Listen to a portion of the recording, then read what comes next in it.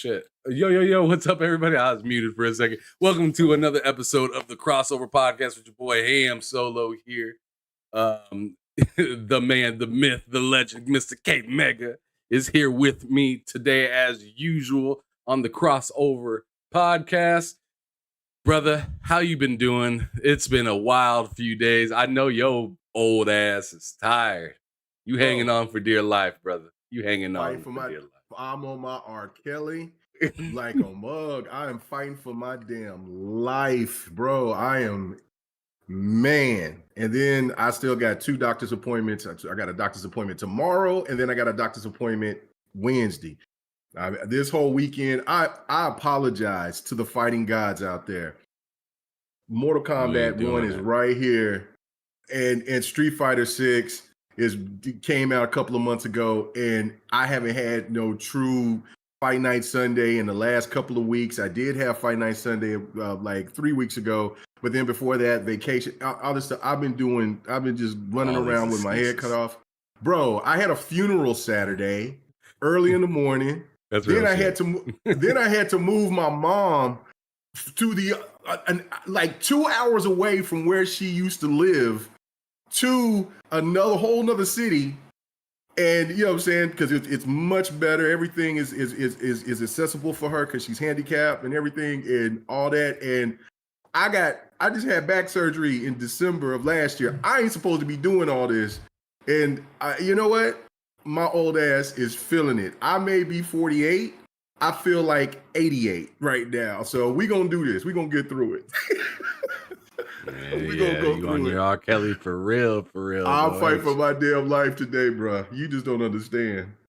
Oh, I understand. I mean, I ain't got the best back either, brother. Remember that. Yes, sir. Any type of like overexertion, you feel it for like, you know, you do that overexertion on Saturday, you feel it Sunday, Monday, Tuesday, Wednesday. Saturday pain. Yes, that's it. Yes, absolutely. But it's good to have you here. We got we definitely got some interesting things to be talking about because there's been some just crazy shit going on. And if you notice the name of the podcast, or at least the name of today's title, was Fake Journalism Drama.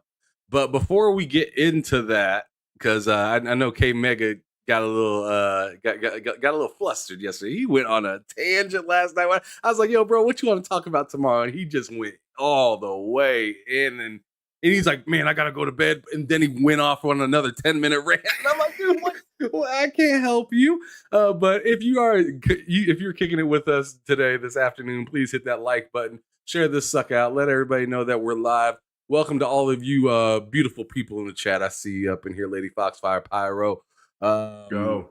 Big Mad Mo, good to see you.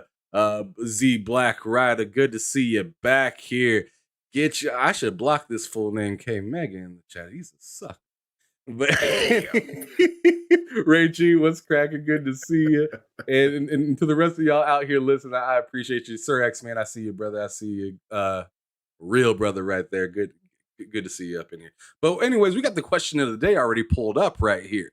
Right? We were talking about that just before the episode. And out of respect, let me go on ahead and change that green to blue, just so it makes a little bit more sense. Just out of respect. Let me go on ahead and make that background white. But let's speak on it while we're sitting here messing around with this damn screen and whatnot. Like, so K Meg, you said, and we were talking about this, like I said, just a moment ago. Does Sony, the question is, does Sony have a fighting chance in the games as a service market? Now, anybody can speak on it. I mean, if y'all in the chat want to interact and say what you got to say, I'll do my best to keep up with you, read some of the stuff that you got to say, but we also got to respect the time. So if we go too long, I'm gonna have to start skipping some questions. But anyways, K Mega, I want you to start out first by answering this question. Do you think Sony has a fighting chance in the games as a service market, seeing that some people are having rumors that, and I'm using that rumor very hard, because there are rumors that are going around saying that they're backing off of games as a service, and kind of going back into more of what they believe to be bread and butter, which we're still yet to kind of figure out what that even kind of means, if there was to be a transition at all Mhm. from PS4 to PS5, that like an idea that they had, but they decided to, screw, I'm gonna take this exit instead. Yeah. I Because I don't think Jim Ryan was completely crazy in saying that they're double downing on their IPs, right? So right. I would happily accept a new Ghost of Tsushima, right? I would happily accept a new edition of a God of War type of thing, depending on if they go with Freya or if they go with the young man Atreus, right? If they make a new game out of that and make it hot, I'm cool with it, right? Yeah. All these other things, Horizon, if you're into that kind of stuff or whatever. But I want to hear from you, brother. What do you think about all of this mishmash, this all this crazy stuff going on? Go on ahead. I mean, in all actuality, I do think that Sony does have a fighter's chance at it. I mean, there's no question. But the question is, I feel that they're going to alienate someone, and that is if they go all in as though what Jim Ryan wanted to do. I mean, because when you put your resources into something like this, it takes a lot of money and it also takes a lot of time. And so I think when you really look at it, somebody's going to feel alienated because yes, there will be another Ghost of Tsushima, there will be another Last of Us, there will be another there's a possibility, and I still do think that there'll be another Uncharted. There'll most likely be another Horizon, and a Gran Turismo. But after that, what about some of those games that people really want to see from PlayStation come back? And you have to have you have to when you've had so many years. We're talking about they're going on 30 years right now. Next year will be 30 years for them being in the gaming business, and that fan base has been the loyal ones that's been behind them from day one. Expect them to have that type of game, those type of games that they've been synonymous with for these decades, last 3 decades. So if you go and you start changing up and adding something and then taking away from what people are wanting or expecting from them, they're going to start feeling alienated. So I think, like I said, they have a fighter's chance, but it is very difficult. And so much so is that, like it's one of our private groups. Our brother One Bad Mother had a pretty good, and I wouldn't say pretty good. I think an excellent point to this. And so I want to read this. You know what I'm saying? If that's all right with you. You want me to go ahead Absolutely. and read it? Okay. So because I think when people hear this, I think they'll totally get the understanding because they're saying a lot of what we've been saying and even more. So, you know what I'm saying? Shout out to One Bad Mother for this. And so he's saying Sony's transitions to games as a service will be more difficult than Microsoft's transition back into diverse portfolio that includes AAA single player games, in my opinion. And even that has taken 6 years to finally look like it's lining up a consistent output. Games as a service is the most lucrative when you hit, but that's what the top companies have thousands on the biggest games as a service IPs and are relentless. BioWare came off one of the best trilogies of all time before Anthem, which was a great game that played well. Ubisoft has had success in games as a service, yet struggled with any new swings. Even Halo, an established IP which has had a strong multiplayer game twice in a row, couldn't figure out the live service stuff. The idea that Bungie, of all teams, could lead a bunch of single player studios to the games as a service promised to the promised land was probably a long shot to begin with. I generally don't like to spend much time talking about Sony, but now that Jim Ryan's ass is out of the door, I can reflect on his 4 years at the top of Sony being unimpressive. He's played prevent defense on consoles with expensive money hats, which were unlikely unnecessary. Half in on PC, half in on subscriptions, half in on VR. Very late, going all in on games as a service. PlayStation isn't in danger of anything. Their floor, even if they completely fuck up royally, is probably around 90 million consoles this gen and next.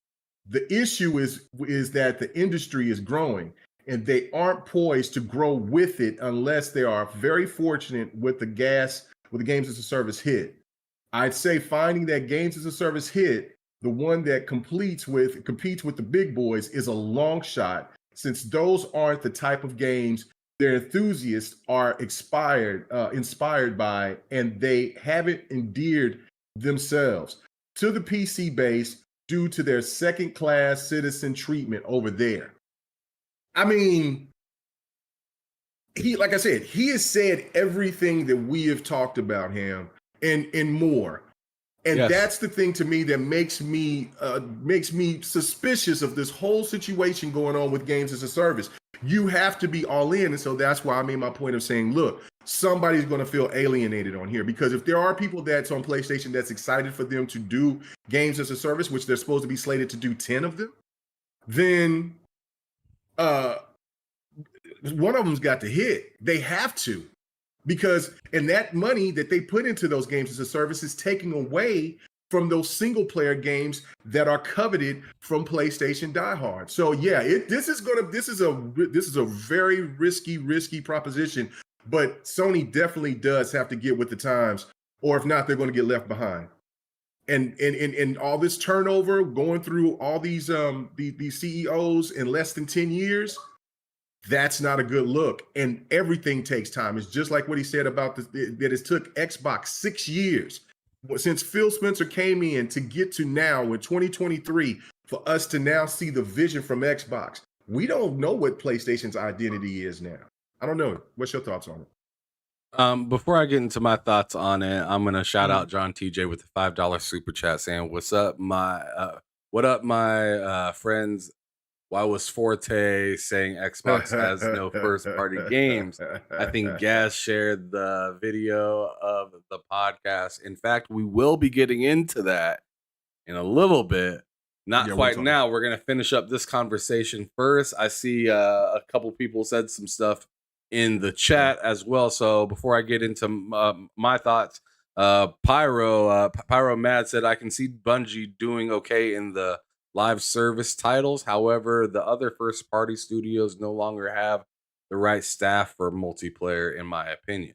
I don't feel like that's a crazy thing to say at all, especially their wishy-washiness around like something as big as factions, the pullback that they had with Uncharted's online service that they had for that game. Really all of the multiplayer titles you can really think of from Sony have been kind of yanked back into single player story driven games, which is fine, but the sharp change, Pyro, you're right. Like the sharp change is going to mean that at some point they were like, "Hey, we don't need this person, that person, and that person, because we're not doing this anymore." So now that you're doing it again, I'm sure you weren't able to just easily hire back those same people, right? I mean, once you push them out the door, it ain't easy to get them back. And if you want them back, they usually want more than what they had before. I don't think businesses usually like to do that. They'd rather just go for something new, so it costs less, and hopefully they can pull more out than they could pull out of the person that left, right? Just basic business. But Ray Chi also said Bungie started live service when there was no competition. Now they believe Bungie can compete. That's sure, a great point. In my opinion, and see, this is where I'm gonna kick off my opinion. I 100% think Sony could have a live service game, but telling me that you had that you have 10 to 12 coming out live service games tells me that you're just shooting bullets in the air. You're just trying to make it rain and hopefully something hits. You're telling me that you don't have any idea of what you're doing. You're just gonna throw some stuff out there. I mean, hey, everybody wants to make their next Fortnite or something like that, or what it seemed for a hot minute.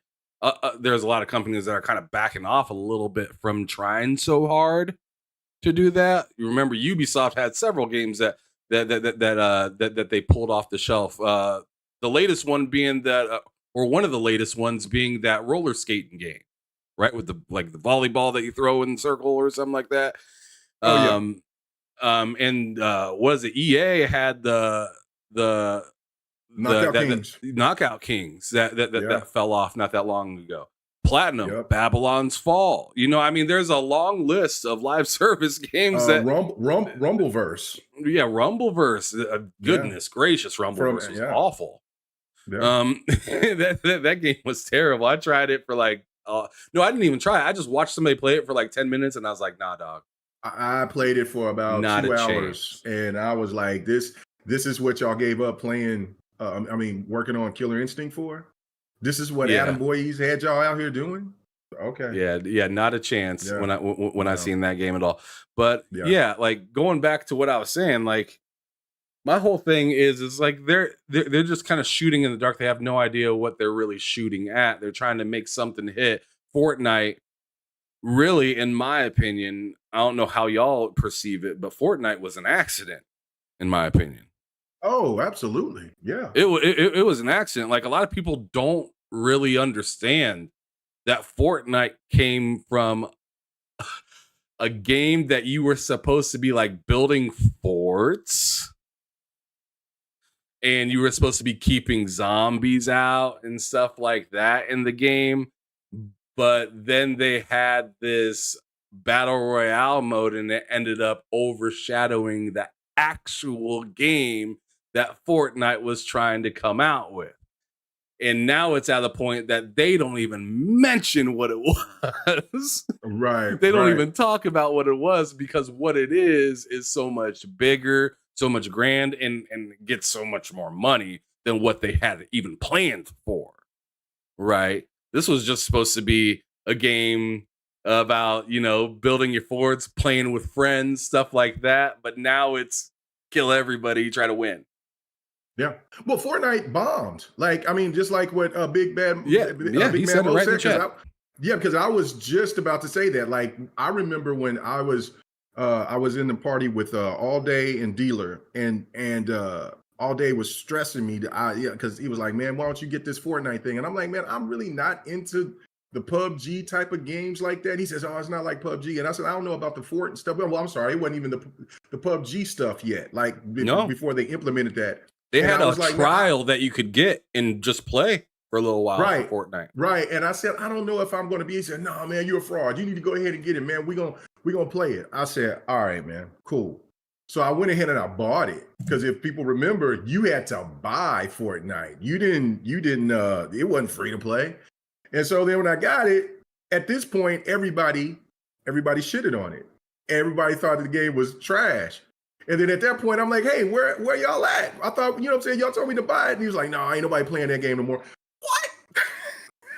And then so I just wasted that money on it because I think it was like $40-$50 at that time. Mm-hmm. When I bought it. But they had a battle royale trial. Right. That got hot. And then it kicked, that battle royale trial. But at that time for Xbox gamers, the hype was PUBG. And so because PUBG, remember, was coming to Xbox as a exclusive at that time, but it come to find out it was a timed exclusive. But like, so PUBG was the hype then. So like, it was like, oh, well, it's PUBG. I'll be on that PUBG. But even when I was playing PUBG, if I didn't play it with people, I couldn't stand it. Like, I'm not a fan of that type of genre of play. So, like if I didn't play with 100 or Lemon and them, whatever, you know what I'm saying? I wasn't feeling it. So again, when it came to Fortnite, I still wasn't feeling it. So now I could do what you could do in PUBG, but now I can build forts to block and jump and so I'm playing with Xbot and Mail and all the rest of these people, and I'm having some fun with it, but then it's not like something that I could just get into. But long story short, I mean, it took off. Once it came free to play, and then it just became the sensation And now, after all these years, as much money as this game has become like one of the biggest games in the world, at its Fortnite is now starting to lose a little bit of that luster. That just tells you how dangerous games as a services can be. And this is something that should be contributed to a game like Halo, to a game like Gears, to be in it, to be in this game for 20 plus years and still being viable. You don't have to be the biggest and the best that you've ever been, but it's still viable. You can go and play Halo Infinite right now, and the lobbies are always full. That tells you right there that there's a need and a demand for those type of games. Sony, if we go back, like we see what Sony used to have. Like I remember I bought that one game that had like 100 players at one time. I mean, that was really ambitious. If they would want to try to do that here now, maybe that might be a good try. But I forgot I remember I bought it, and online was just not ready. Mag, yeah. Online was not ready for prime time at that point. Especially out here in Oklahoma. It was not ready for prime time. So it was always busted to the point to where you couldn't play it no more. Then you go and you see a game like PlanetSide. That game, PlanetSide and PlanetSide 2, I like PlanetSide 2. I think that game is fun to play. But again, the way that they have PlayStation gamers structured, that kind of game would never be successful on the PlayStation because it's considered a PC game, even though that is a PlayStation game. So, that's the whole thing. Like their messaging has to change. And there's a lot of PlayStation gamers out there that just don't want that to happen. They want PlayStation to be the same. So that's what I'm saying. Somebody's going to get left out on here. So you're absolutely right. And people in the chat are absolutely right. This is dangerous territory that Sony's in right now. Something's going to have to give. And I hope for their success that they'll land 1 or 2 gas games. But if that fan base ain't feeling them, they want those single players. You're gonna have to commit to want to have the PC community to be a part of that group. In some cases, you might need to sit there and have those games be played on all platforms to get to make that game hit. Bungie's trying to do that with something like Marathon. Yeah, you have to. Certainly, you have Destiny. To. That's why they brought them in like the way they did. Because Bungie is like, I'm not coming over here unless you allow me to do this like this. And Sony's like, yo, at this point, I mean, let's be real. They pretty much said, yo, at this point, fine. We just need something that's constantly generating revenue. And sure, we don't like sharing, but hey, you're already sharing. And now you're bringing the money back home to me. But then they get mad, which I find interesting about the whole Call of Duty thing when Xbox promised to keep it over there, right? So it's kind of like you can tell that they are really looking for that consistent money bag to come through, and they are fighting for their lives for it. Yep. They really are. Like, say that their single player games are doing good. Sure, their single player games might be doing fine. There's a weird lull as to where when the next like big single player game is coming, because other than Spider-Man, we've known about Spider-Man and Wolverine and like the Ratchet and Clank and God of War. We've known about all of that stuff for years. And now they're at the end of that cycle of what they had told us they were going to bring. They pretty much brought everything but 2 things, being Spider-Man 2 and Wolverine. Spider-Man 2, we already have a release date. We don't know where the hell Wolverine is, but I'm not over here begging for Wolverine like that, because I'm just like Insomniac. Somebody get the boot off of the back of their neck, because for the love of God, they're the only ones putting stuff out consistently, and shout out to them, because really they're killing it industry wide, in my opinion. Because it's just like, what other company do you know that's pulling that's putting games out third party or first party like Insomniac is, quality wise and everything? You don't have to love every single thing. Like I heard enough about Ratchet and Clank, right? But Right. but you can't deny what Spider-Man has done. You can't deny that when they put out a game, it is of top-notch quality. It's just crazy, Absolutely. in my opinion, that arguably, and I was talking to, I believe it was either you or Matt. I think I was talking to Matt about this. I said it's crazy that arguably what a lot of people would say your best developer on your platform has yet to put out a new game on your newest console, and we don't even know where they're at in working on or what they're even working on, because Factions is in just trouble right Yeah. now. So everybody likes to say, yo, Naughty Dog, like Naughty Dog can't be touched, Naughty Dog can't be touched. But where is Naughty Dog is my question. You may come back to me saying, oh, well, then if you're going to ask where Naughty Dog is, where is the Coalition, right? That's a fair argument back in a way, Yeah. but I want to then turn the question back around and say, hey, I get that the Coalition hasn't came out with anything since around the time that Naughty Dog came out with The Last of Us, right? Gears 5. But who needs who to drop something more?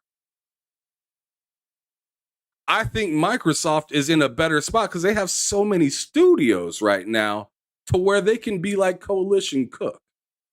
Do what you want to, take your time, get things done. As to where it is over on Sony, it's like, other than Insomniac, what's going on? Who's the new person? Sure, what is it? No, I don't think it's Bend. Who is it that's making that live service game that's coming out, the heist game? You're muted. Oh wait, no, you're not. No, I was just talking low. No, I gotta figure. I'm gonna go look for it. I'm gonna look for it right now. Oh, whoops. Yeah, I don't know who's making that heist game. I know I don't think it's Bend. I'm gonna look it up real quick myself. Heist game for PS5 first party. Fair Games. Haven. Mr. Joy and Dark said it for me. Haven. Okay, yeah, I was just looking right here. It was Haven. All right. Like Haven, I think might be the next game to come out first party from Sony. But I don't know about that game, bro. No, I mean, we don't know anything. Like, I mean, this is the crazy thing to me, right? Is that when you got people that will look and yes, Fair Games, Mr. Joy and Dark. Yes, Fair Games. It was by Haven. Concord was the new studio they acquired. I think it was like Fire Sprite or something like that. Yeah. Or I don't remember. But the thing for me is that you remember how Xbox gamers has been for the last couple of years when they're like, I don't want to see just snippets and little trailers. I want to see actual gameplay.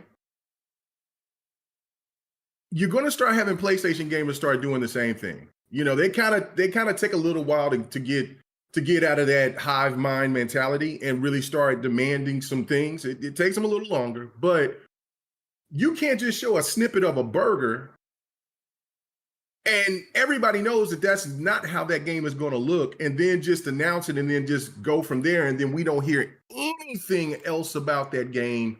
And it's been they showed that like 4 or 5 months ago.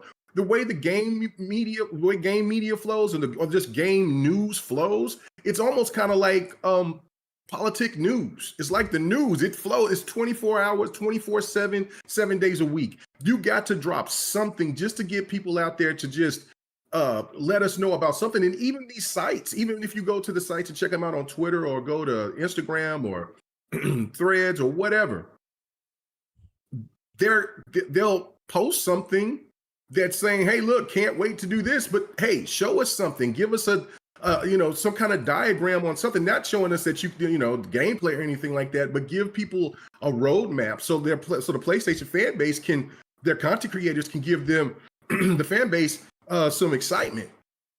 Nothing. And that to me is where it looks real suspicious. It goes into the whole Star Wars thing, the whole the Knights of the Old Republic remake. Look at how that situation's turned out to be. If you start showing these games, and that's why I always supported what Phil was his stance on, we aren't going to show games from 4 or 5 years down the line. You know what I'm saying? 3 to 5 years down the line, because we can get bit in the ass from it. They did. You know what I'm saying? Crackdown 3, Scalebound, the list goes on. Like, you don't want to be in that position to where you show something, get people excited, and then the game is canceled, something goes wrong, or the game is a bust, whatever. And so now you look at this stuff and seeing what Sony, like, if you just look at Sony's track record in this generation, it is not a good one. If the roles were reversed and this is Xbox going through everything that PlayStation's been going through this generation, I swear to God, this would be the top news everywhere, and this would be it'd be even a roast worse. Session. It would be a roast session, and this would be, talking about Phil needs to be fired and that Xbox is on their last leg and Xbox is done. That would be echoed all over social media. And even Xbox gamers would be back to the doom and gloom, and it would be back to 2016, 2017, easily, if not worse, because we still had to deal with 2016 and 2017 and 2018. So it is what it is, man. I you know what I'm saying? If people can't see and read the signs and want to keep talking about console sales, which that means nothing at the end of the day, because everybody knows now, even PlayStation stands know, software is what makes this puppy run around. This is why Sony has made the decision to say, look at all these games as a service, or look at these long-lasting games that people can make, that these other what the competition makes money off of. We got to get a piece of that, because if we want to bring the high-quality games that we have been, it's going to take at minimum 5 years to produce. If you start bringing out these games kind of like how Spider-Man is kind of dropping, like, this is what, 3 Spider-Man games in a matter of what, 4 years? 4 to 5 years? Yeah. Yeah. So that's diminishing quality. That's why you got people that's questioning now, like when they saw the trailers to Spider-Man 2, right? Like, well, this isn't a leap. This looks good. Yeah, because it's running off of the PlayStation 5, new technology, but this isn't this leap that I was expecting. Not saying that the game is going to be bad or anything like that, but it's not that leap. Horizon is the only game that I've seen from PlayStation that has a leap. Well, and I would also say Ratchet and Clank, a substantial leap from their predecessor. Even God of War didn't have that leap. It had really cool stuff in the game. Ragnarok, dope game. Extra stuff in there, extra features and stuff in there to make the game more enjoyable. But you see, people ain't talking about God of War Ragnarok like they were talking about God of War 2018. People to this day, people were still talking about God of War 2018 until the day Ragnarok came. That tells you that game was something different. Ragnarok seems like more of the same. Even you said, Ham, that game's more of the same. So if they can't come in and bring Ghost of Tsushima and it's just more of the same, it's just a little bit of pretty polished graphics, they got to go all out. And that costs a lot of money to produce those type of games. So they need something in between. And that's where they're hoping that games as a service can provide for them. But I mean, that's a danger. That they're gambling. I see somebody in the chat say they're gambling real hard. That's a gamble. Games as a service is not something that you want to just constantly just dive all into, because it can leave you in a bad situation. That's my problem, really, is it's just like, why do you dive in so hard from so many different directions to something that is just like, I don't know, man. It's just, that seems like a fast bleed, right? It seems like you're asking for yourself to bleed out fast if things don't work. If things do work, then you're caked, right? You're killing it. But it seems so last last resort-ish. Yeah. Like, why are you panicking to do that? You got y'all supposed to be like king of the hill, right? You don't see Nintendo doing that shit. No. Xbox is in third, and they are fighting. They've been fighting for their lives for a long time. You ain't never seen them say, "Hey, we're just gonna overinvest the hell out of one thing." That with that being, I mean, actually, I'll take that back. They did overinvest in one thing, and that was Game Pass, right? That was their last ditch. Oh, in my opinion, actually. But it's a lot of variety in the Game Pass.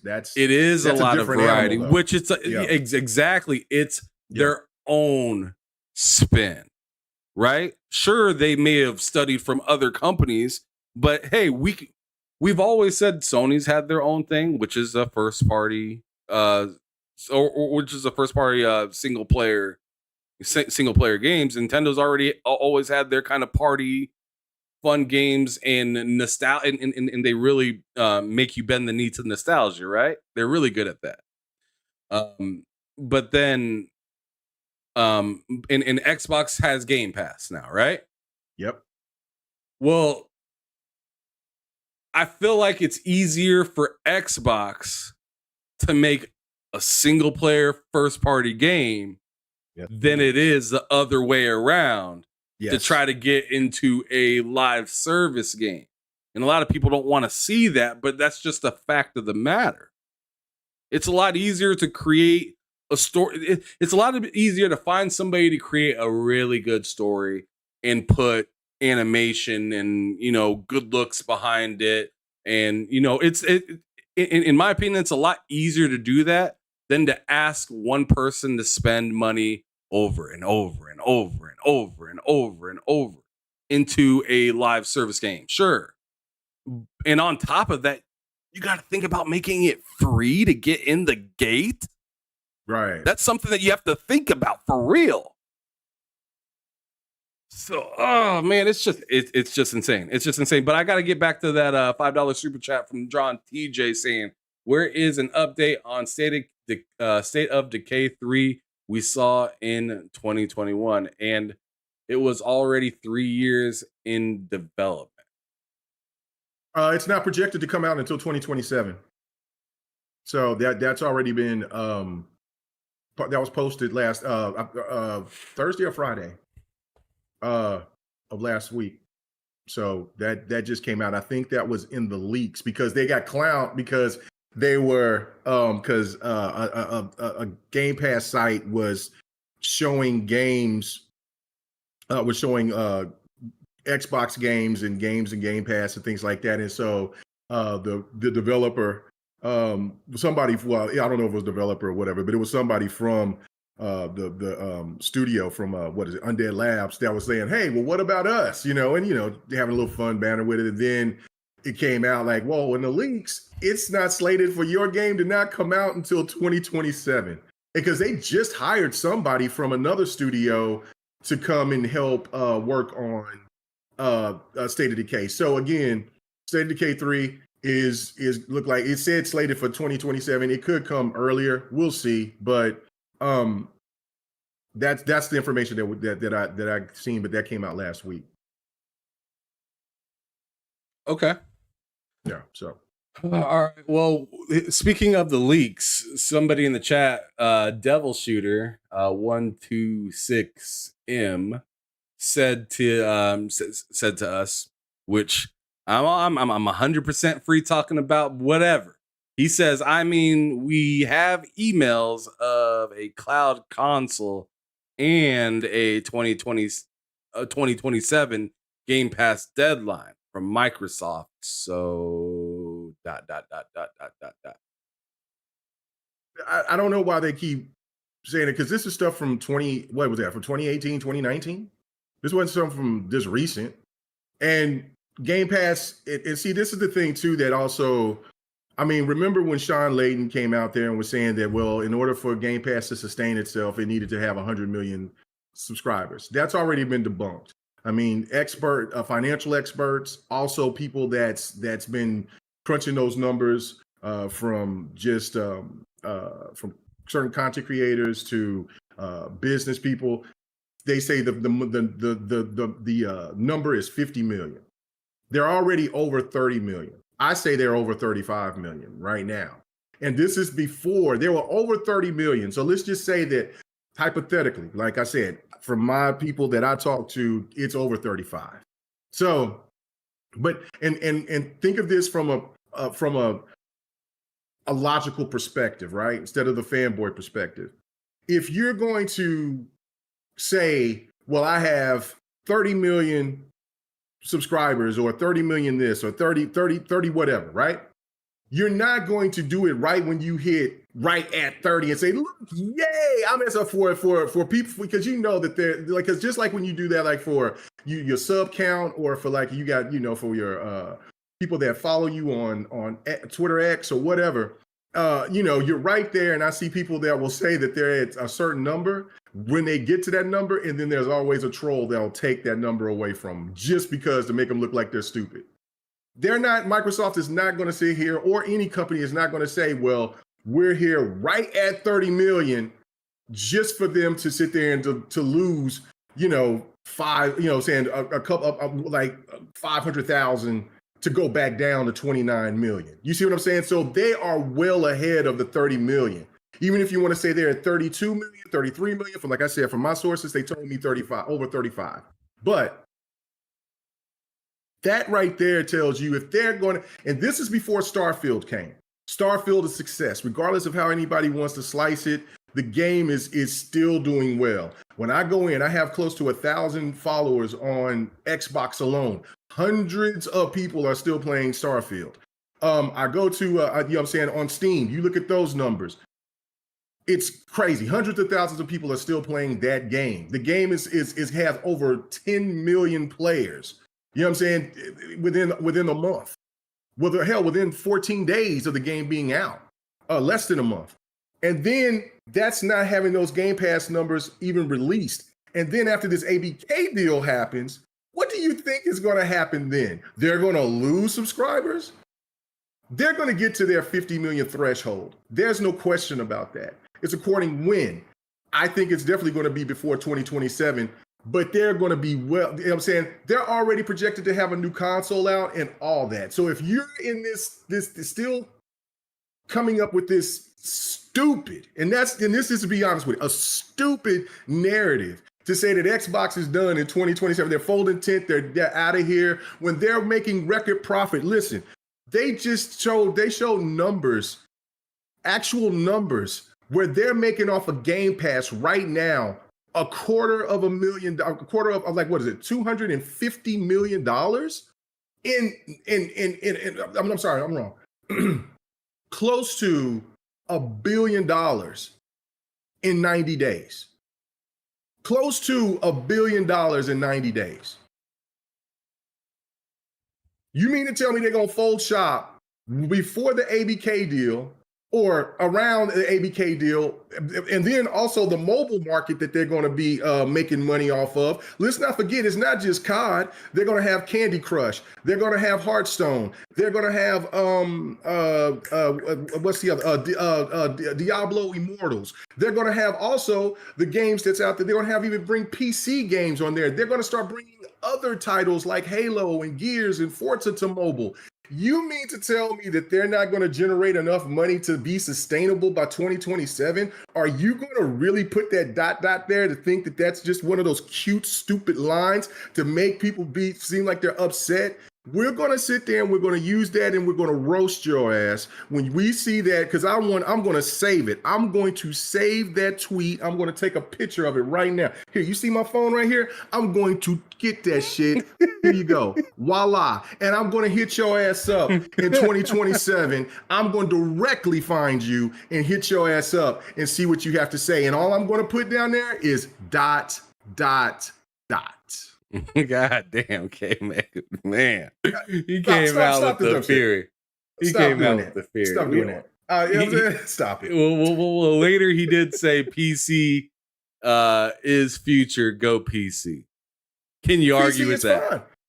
No, I'm not going to argue with that because listen, but hold on, let's just be real here. The real king of the gaming space is mobile.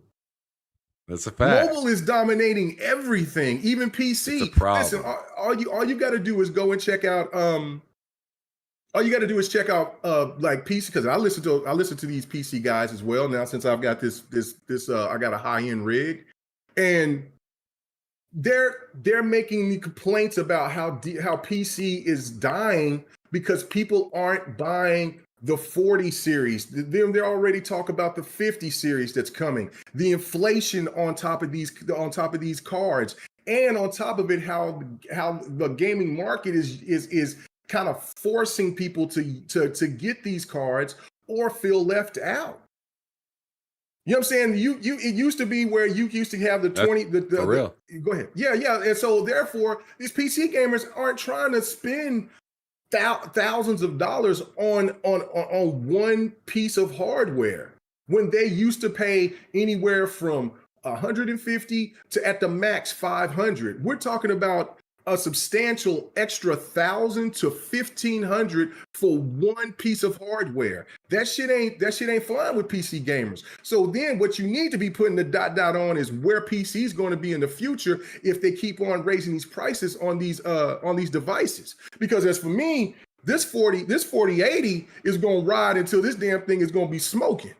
I'm not going to sit there and buy no 4050. Now I will get another CPU because I feel like my CPU it's sustainable right now. But I feel like now, since it's the 12K 9000, whatever that thing is from Intel, I want to get the newer version, and so that means I might have to get a new motherboard, which is extra money if they don't want to make it compatible. That shit right there, most PC people aren't trying to do all that. They just want to buy that one thing or two things and then keep it pushing. So you better ask the questions about what PC's doing, because the big wigs, the big heads out there, the content creators out there are asking the serious questions. And so, come on, man. I mean, the mobile is king. Just to kind of reiterate what you were just talking about with the whole mobile thing. Yeah. Like, I remember we were talking last Friday on your channel on GRG. We were talking about, like, what if I was the president or CEO or whatever, right? Yeah. And remember, the first thing I said off the rip, make a, if they need money as bad as they're talking about they need money, live service is a chance, right? Yeah. And it's a scary chance to take. Off the rip, if you need money like that, I say go on ahead, get yourself an app on a PC, and get yourself, and I mean a proper app. I don't mean a cloud app. I mean a proper app to download and be able to save games, just like the game, the Xbox app, Steam app, Epic app. Have a dedicated app, right? Day and date for that stuff as well. So there's just like not half-assing it, not toe dipping and stuff like that. Like One Bad Mother was saying, right? With toe dipping with that shit. And then as well, mobile, let's get it going now. Like this, sure, you can make yourself a live service game, but let's get the mobile app running so we can actually add it straight to the mobile space as soon as possible, as soon as the game's done. Have a port for that version as well, right? If you really want to make money, you got to do what these other platforms are willing to do to make the money. You got to go to the customer and stop telling the customer to come to you. That's really what it is, in my opinion, because I feel like they want everybody to take advantage of what they have, but they keep saying, come over here. And people are tired of coming over here. People don't come over like they used to, right? And you can even say that physically. Physically, people don't come over my house like they used to back in the day. People don't go to the store like they used to. People don't care to go to you. They want the convenience that they can pull it up now. I can pull up Netflix on my phone right now. I can pull up Starfield on my phone right now. Nintendo did their own route. They said, hey, you can pull us up anywhere, but you just need this device. Just as good. Fine. No problem. I'll throw that in the passenger seat of my car, and I can play it anytime, anywhere. And that's what the gamer wants at this point. And that's why I also said that I would somehow find a way to make that damn PlayStation VR mobile. Like Sony's got to stretch their legs. Not everybody wants to sit in front of the same TV all the time playing the same thing. They want to be able to access it, this, that, and everywhere. You can have your own name on it. It doesn't change what the money looks like. It doesn't change the way it slides into your pocket. Absolutely. If you're really about that money and you about the tradition, you can still follow your principles and traditions, but give people more. But all right, but we need to keep it moving to the next topic. That was a long one right there. Wow, that question of the day got out of hand. Let me read a couple of things and then we can get out here if you don't mind. Okay. Of course, our boy Dark Optimus. You know what I'm saying? Right behind me up here, you know what I'm saying, the GRG crew with Jim Ryan, you know what I'm saying, giving the sign out. We went, you know what I'm saying, the man went going fishing, getting his vacation already ready to go. But Dark Optimus was saying, what did he say to me? Because I went back and my reply was about the soccer moms. Where did he go? Oh, yeah, he said, mobile is dominating because of soccer moms and K-Mega. God dang it. But I love the soccer moms.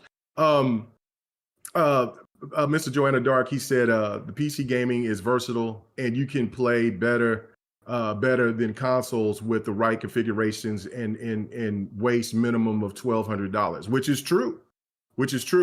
But if you want to have the high, but see, that's the whole thing. But see, like even Joanna Dark said, he upgraded, right? Like, so when you upgrade, like, and just kind of let it go, then, you know, it is what it is. But another thing too, that you added, Ham, that needs to happen with Sony is that they have to implement something of some kind of play anywhere aspect to it. Sometimes the greed will bite you in the ass. You know, the play anywhere feature, I want Xbox to do more of it. They have done more, but it's just like from what the individual that was saying, the ... guy. He said, you know what I'm saying, PC is viable. It is the future. It is what it is. Like PC is more dominant than consoles. That's why Xbox was already ahead of the game back in 2016 when they started implementing and putting their games on PC, because they seen the writing on the wall, not only with them being in the place that they were at, but also just seeing where the market is in gaming. And Sony has to stop doing that because they're not going to ever catch the PlayStation 2 in sales with any console going forward. Those days are over. People aren't buying consoles at that clip anymore because there's too many other viable options for them. There's people that likes to play their games on the go. So that's where mobile is is dominant.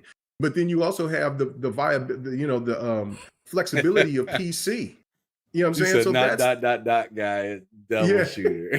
Guy, hashtag devil shooter. Got you, bro. And so that's just what I'm saying is that PlayStation has to do that. If they don't, they're gonna get left behind. That's just the absolute fact. All right, so he said, "Got it." He's trolling that. All right, no, I love it. I love it. I love it as well. All right, let's go on ahead and move to the next thing, which John TJ actually brought up earlier, and I wanted to talk about. That is the whole Xbox,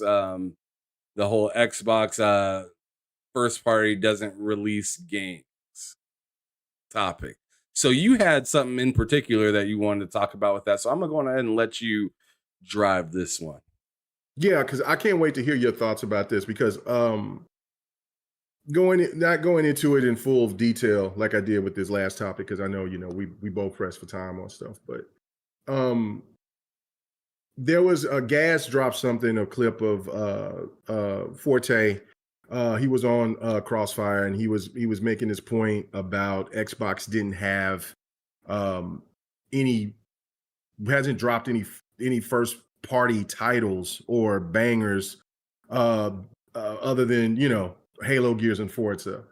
And I was confused when I heard it because I'm like, whoa, you haven't seen what's been dropped in 2023, or in 2021. Now, if you wanted to, I mean, and there was games that was dropped in 2022. They just weren't first party AAA. They were first party though. I mean, they were exclusives to Xbox, but they weren't first party except for Grounded. And I guess what you could say now, I guess two games, because the Impediment is a part of Xbox. So the games that dropped last year was Grounded, Immortality, what's that other game I was just having? Impediment. And then what was the other game? I can't think of it right now. As Dusk Falls, right? Those four for sure that I know. And then I'm sure that there was some smaller titles that I might be forgetting. But yeah, the truth of it is that those games aren't AAA bangers. So that was that's what was the bad year for Xbox. It was Game Pass was holding up Xbox for 2022. There was no question about that. Now, if he said that way, that's fine. And again, I've talked with Forte a few times. We're not on that level like that, but I think for the times that we've talked, he's a cool guy. So I'm not trying to rip him on it. I just disagree with his take, because you talking about 2023, the games that are being produced from Xbox are leaps and bounds better than what PlayStation has offered. I mean, Spider-Man is their only big true first party game. And another point that there was in Slow-Mo, I know that's his boy or whatever, that his pushback to me was, well, those games that I talked about, like Grounded and stuff like that, at the point in time, I guess he was trying to make it say that those games weren't first party exclusives, or like just talking about like Immortality or As Dusk Falls. But then my pushback to that was,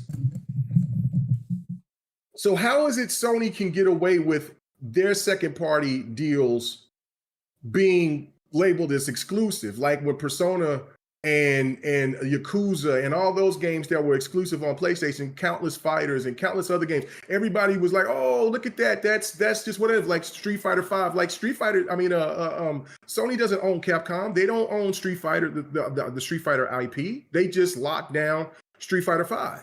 So to me, if people are going to praise Sony for that, Xbox should get praised for the same thing. That type of talk is why we're in this position as it is. And we have to start letting go that the fact that, because there's a narrative from the stands out there that wants people to believe that Obsidian and Ninja Theory and Bethesda, or just say all the ZeniMax and all the rest of the requirements that Xbox has and will have, aren't truly Xbox games. And to me, that is just absolutely baffling. I don't know your thoughts on that, Ham. I just think that was just the wrong message. Maybe brother was caught up into the moment because he was in a room full of PlayStation stands, and they tend to want to get you, or maybe he just, I don't know, maybe he was just in the moment. But I totally disagree with what he was saying. So I'm actually going to give some people a little bit of context of what it was. So if you can just kind of hold the show just for like 2 minutes, I'm actually going to pull up that that video clip that was shown. Yeah. Just so we're all on the same page before I go. Yes. Yeah. Yeah. I just look at, I mean, I don't know, people in the chat, man. I mean, just let me know. I totally agree with it. I know. Thank you, Z Black Rider. I appreciate it. But I'm just sitting here just thinking about the whole situation of why people are trying to dissect everything what Xbox is doing, but it's the same thing that what PlayStation does, except a little bit different, because now it's not like just leasing these games to keep them off of other platforms. They are actually buying and acquiring. And let's just keep it a straight buck. Let's just keep it 100, right? we know Spider-Man is not owned by Sony, right? But even when Spider-Man 2018 released, it was a second party exclusive. They didn't own Insomniac or acquire Insomniac until after the game was successful. So if you want to use that logic back in me saying, well, like Pendament, I mean not Pendament, but like Immortality or As Dust Falls doesn't count, then neither does Spider-Man 2018. I mean, that is just the perfect scenario right there just to push back on. You know what I'm saying? Yeah. Oh yeah, Wanted Dead is a decent game, Big Bad Mo. I like it. I really do like Wanted Dead. I really do like it. So So yeah, I just think, yeah. Go ahead. Do we no, got it? no, I was just saying. So I like to. I don't want to run into this topic without context. I think context is something that kind of gets looked over a lot in Mm-hmm. the gaming community. So I'm sorry, you guys. It's going to look a little weird for a quick second, but it will. There we go. Got that pulled up. So I'm going to take up a large portion of the bottom of our screen. It's actually going to cover up a little bit of us and whatnot. We try to take advantage of the space that we got real quick. So this is, and actually, let me go on ahead and show this part right here. I'll read it off. So right there, Forte actually quote tweeted it back, and the person that originally posted this was Astro Cyborg, not Gaz, but it was Forte said 1 minute out of a 45-minute segment can be taken many ways. The fact is, Xbox needs to release more quality games consistently, which we all know that. I mean, that's a fact. Um, uh, Passes will not be given for a great 2023. I also said PlayStation has no games to show as well, but I guess they forgot to clip that, which I was like when I first read this, I was like, ain't no way Forte just said that without giving any context about PlayStation, because he's been very vocal about PlayStation and their inability to kind of be on top of their studios and stuff like that. And kind of, I mean, everybody's been giving Jim Ryan the smoke, right? About, Mm-hmm. oh, you're Yeah. leaving now, of all times now, Right. right? But now let's go on ahead and take a second and listen to it. I don't really know why I'm making it bigger, because there's no video really to watch. But Yeah. let me make sure that these are going to my headset so everybody can hear what I'm hearing. Looks like it should be. So, okay, just a second. This is catching it. So,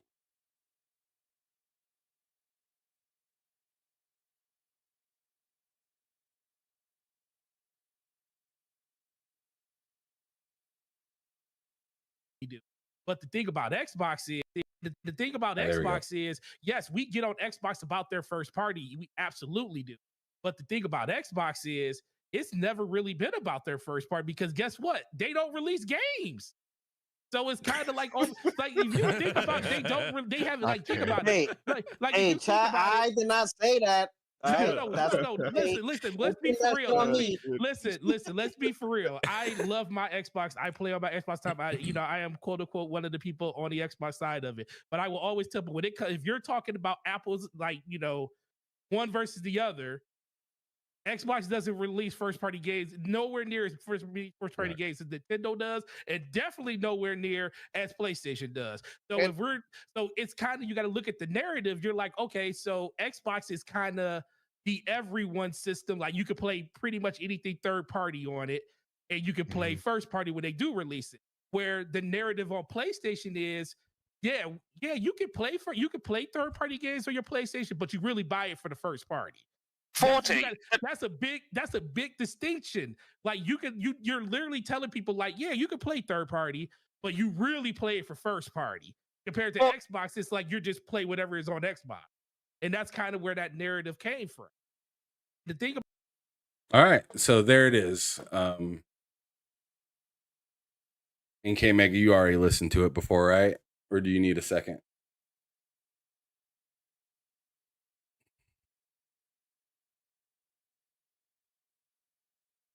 I'm gonna let that cook for a second.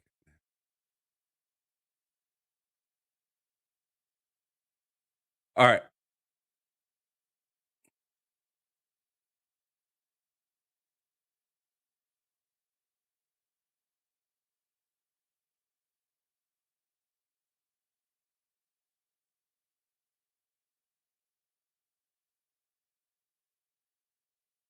All right. Yeah. So all right. So I'm gonna hop back on subject now for that specific thing that he said. In a way, I'm not mad at what Forte said because that's the traditional sentiment that we got with Xbox, at least in the last generation. But here's my problem. That's the last generation. And I feel like a lot of people, which I mean, Forte knows his stuff. He works at GameStop. He's a manager there, so he sees people coming in, coming out, and getting games and stuff like that all the time. Oh yeah, my bad. I had to. I don't know why, but these headsets that I have pick up in two different ways in chat, and then I have to switch it back over to game. It's really weird. But okay, it's all right. But yeah, they can hear you now. All right, so yeah, so I understand he's very knowledgeable in the stuff that he's talking about, and he's not wrong in the sentiment of for the most part. That's what it felt like last year. But I'm sitting here thinking like sentiment. Exactly, and that's what I'm getting at. I'm just like, when at what point are we going to move into this generation in the thinking in this generation? Like, we keep bringing up Sony's dominance, but that dominance has been in only console sales this generation, not so much the games as what was the big deal last generation. Was it's the games. The games are here. The games are there. The games are making money. The games. This time, it's like the tables have turned, but they're only being remembered for what they did yesterday.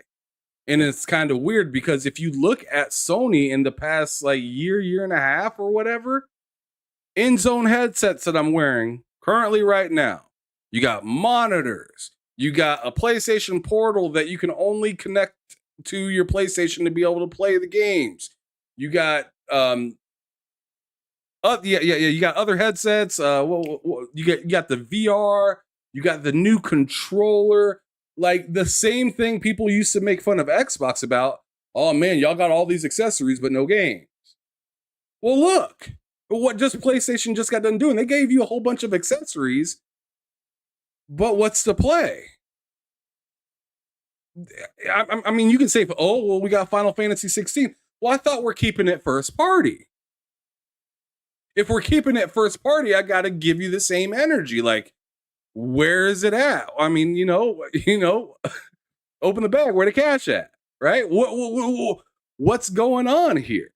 So, and then, as well of this generation, I can give the PlayStation credit for coming out fairly hot, right? With 2020, Demon Souls remake, the Spider-Man remake. I feel like I'm on Groundhog's Day because I keep saying the same stuff. Sony had a good 2020. Xbox had a good 2021. Halo, Forza, Psychonauts, the studio that they acquired, Bethesda, had Arcane get out Deathwire Tokyo and Deathloop and Ghostwire Tokyo. Right? And so they were sitting fairly pretty, right? In 2021. I'd say, I mean, but they had to wait for Ghostwire Tokyo until early 2022, and same with I think Deathloop, they had to wait until the end of 2021 or 2022 to get it, or something like that. But and the Game Pass games were hitting pretty good in 2021. 2022, Sony's back, Xbox down. Horizon Forbidden West, Gran Turismo, God of War. If you want to throw Stray in there, I guess. But that's not even first party. Yeah. That's not even first party though. Stray is, because that's on Xbox now. and then now we're at 2023, Hi-Fi Rush, Starfield, Redfall, not good, but it's another game that came out. Right. Just Redfall alone until October is 1-1 versus Sony with Spider-Man. But then you add on top Hi-Fi Rush, Starfield, Forza. You know, I'm just saying each year was like a trade-off. But now 2024 is looming, right? We know Xbox has a lineup of things that they've been talking about, Avowed, Hellblade, Fable, who else knows what else, right? There's probably another one that I'm probably missing somewhere in there. Right. What do we know about PlayStation? That's the thing. Wolverine. Maybe that doesn't have a release date. I'm sure. And hey, I'm not going to knock on, and like I said earlier, I'm not going to knock on Insomnia. Because for all I care, they could come out with that in 2025. To me, they've done more than enough of their share for PlayStation. That it's like, come on, the rest of you guys, please stand up and do something. But all I have to say about the whole Forte thing is we need to live in the now and not the yesterday thing. Yeah. Brother's smart. Brother knows what he's talking about with games, and he's been and he's exactly what he said in his video. He's been one of the ride or dies with Xbox. So I don't like when I look under a post and see a bunch of negative comments about Forte saying that he this or that. It's bullshit. He's a real Xbox gamer. He's been around for a long time. Give the man his respect. But all I'd have to say is I could see where that'd be. I could see where some people would get out of like get a little uncomfortable because we're still using yesterday to describe today. Yeah, no, that's the problem with me. It's that right there. We got to get rid of that old sentiment. Like we can't keep always when Xbox does something good, we still got to remind people of the Xbox One generation. It's over. We're 3 years. We're in by November 5th. We'll be 3 years into the Series X. It's over. The Xbox One generation is over. It's fine to talk about it in nostalgia purposes of certain games we would like from the Xbox One to come over to the Series X or beyond. But to keep bringing up the sentiment like Xbox has it, like that part just sent to me. And again, we do know people take certain clips and people take it out of context or whatever. But again, what you did was just give a whole bunch of PlayStation stands that was listening to that the same false information to make people think that PlayStation is everything is lollipops and rainbows over there, and everything that and even while PlayStation's having a down year, it's still better than Xbox. No, it's not. 2023 is a dog walk on PlayStation. When the only thing that PlayStation stands has to talk about is sales, that tells you when they revert to that, they have nothing. Because the games that they touted, those games didn't get bought. Those games didn't get supported enough for them to brag about them. Because in order for you to brag about the console sales, you got to brag about the game sales, right? If you're going to go that route, you got to do both. You can't just do one or the other. Well, yeah, this game did okay, but listen, look, 40 million. Nah, bro, that ship is sailed. We fell for it last generation because Xbox was in such flux. Ain't nobody listening to that bullshit anymore. You know what I'm saying? Go support the games that y'all talking about. And it's just like what I've told so many of those other stands out there about Spider-Man. If y'all gonna sit here and talk about y'all all hype, y'all talking about it, y'all better show and prove. You better get those PlayStation people out there and tell them to go get and support the game. We know the game is gonna sell well, but when you look and talk about a game that has failed, like Star Fail and all those other things, we better see those numbers from PlayStation saying over 10 million players within those 14 days, or at least got to be at 8 million right at launch. I mean, because y'all set these bars.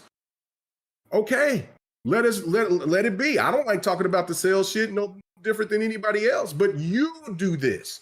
And so for when Forte said what he said, it is that old ideology that still holds Xbox gamers back, in my opinion. And listen, like I said, I've talked to him in parties a few times. I don't know him that well, but I do agree with you 100%. Him, the man should be respected. He shouldn't be looked at in what these people make these new claims about pony bots and all this stuff. The man is always rod for Xbox. I just think that he had a moment of just being there amongst all those PlayStation dudes and just being in that moment. And even though, like you said, there was more stuff that he said in there that was saying the same thing about PlayStation, but the only thing that's going to resonate with the PlayStation fans is what he said about Xbox.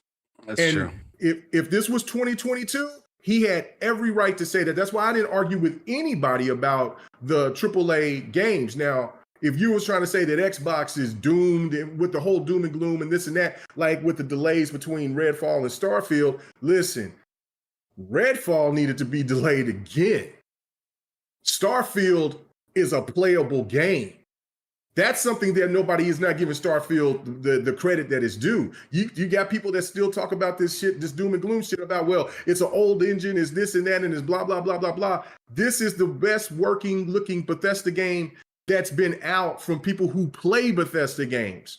You know what I'm saying? For a game of this magnitude, it is very, very playable. It is not broken like that. So that's one of the things. Pixelbit said, nope, full on 10 million, nothing less. Nothing less. So, see, I'm trying to be lenient. I'm trying to be lenient with the stands because it's a bad year for him. Hey, Pixelbit don't never play out here. He don't never play. He wants step on their throat. He's like, if you're going to run our numbers, I want you to run them numbers. So listen, I got run that shit back. Run that shit back. But I want to read this right here to you, right? And this is what second party and whatever everything that was considered exclusive in 2021.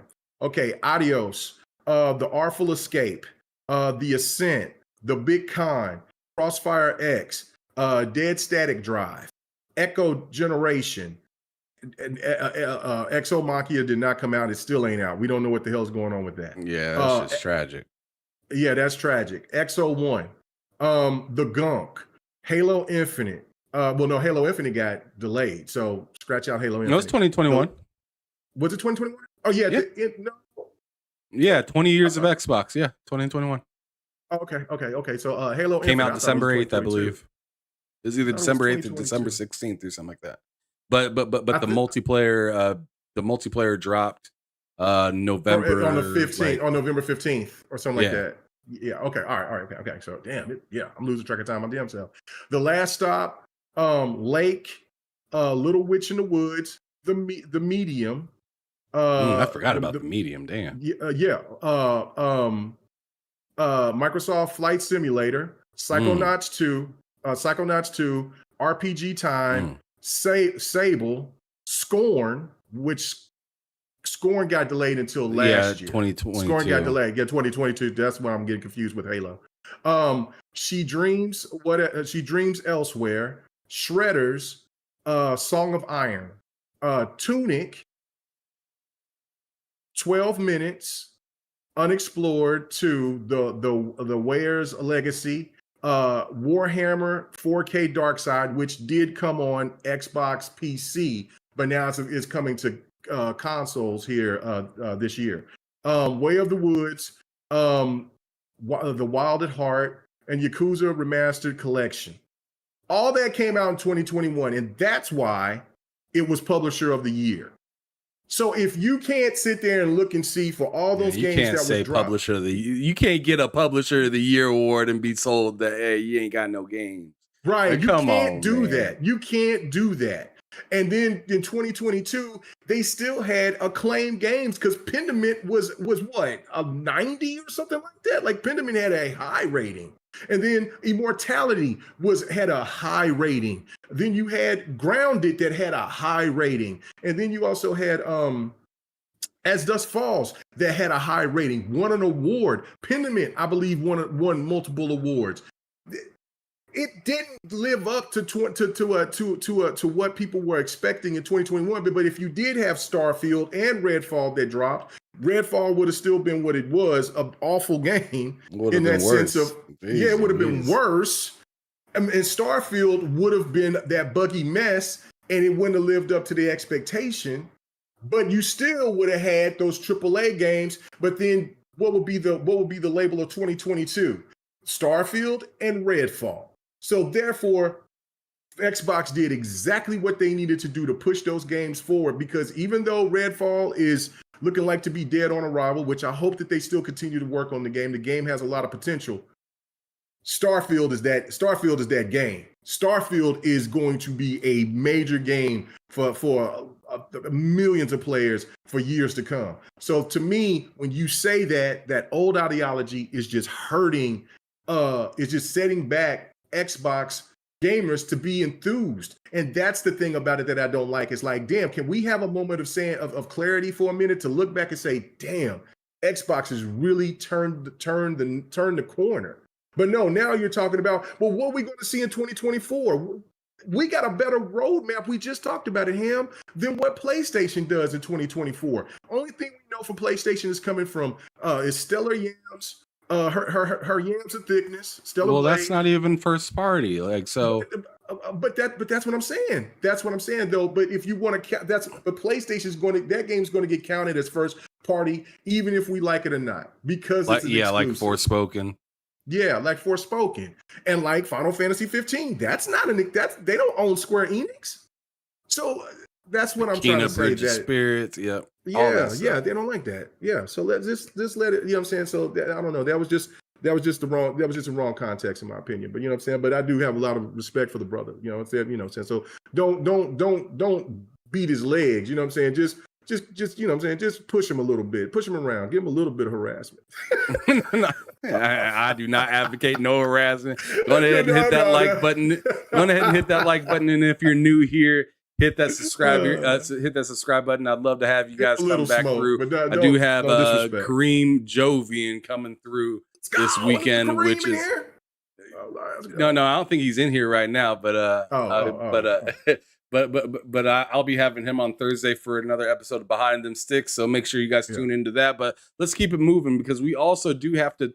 We have about another like half hour left, and I also want to get into that whole fake journalism thing that you wanted to talk about, particularly K-Maker. So go on ahead and do that while I warm up our other topics that we'll be talking about here in a little bit.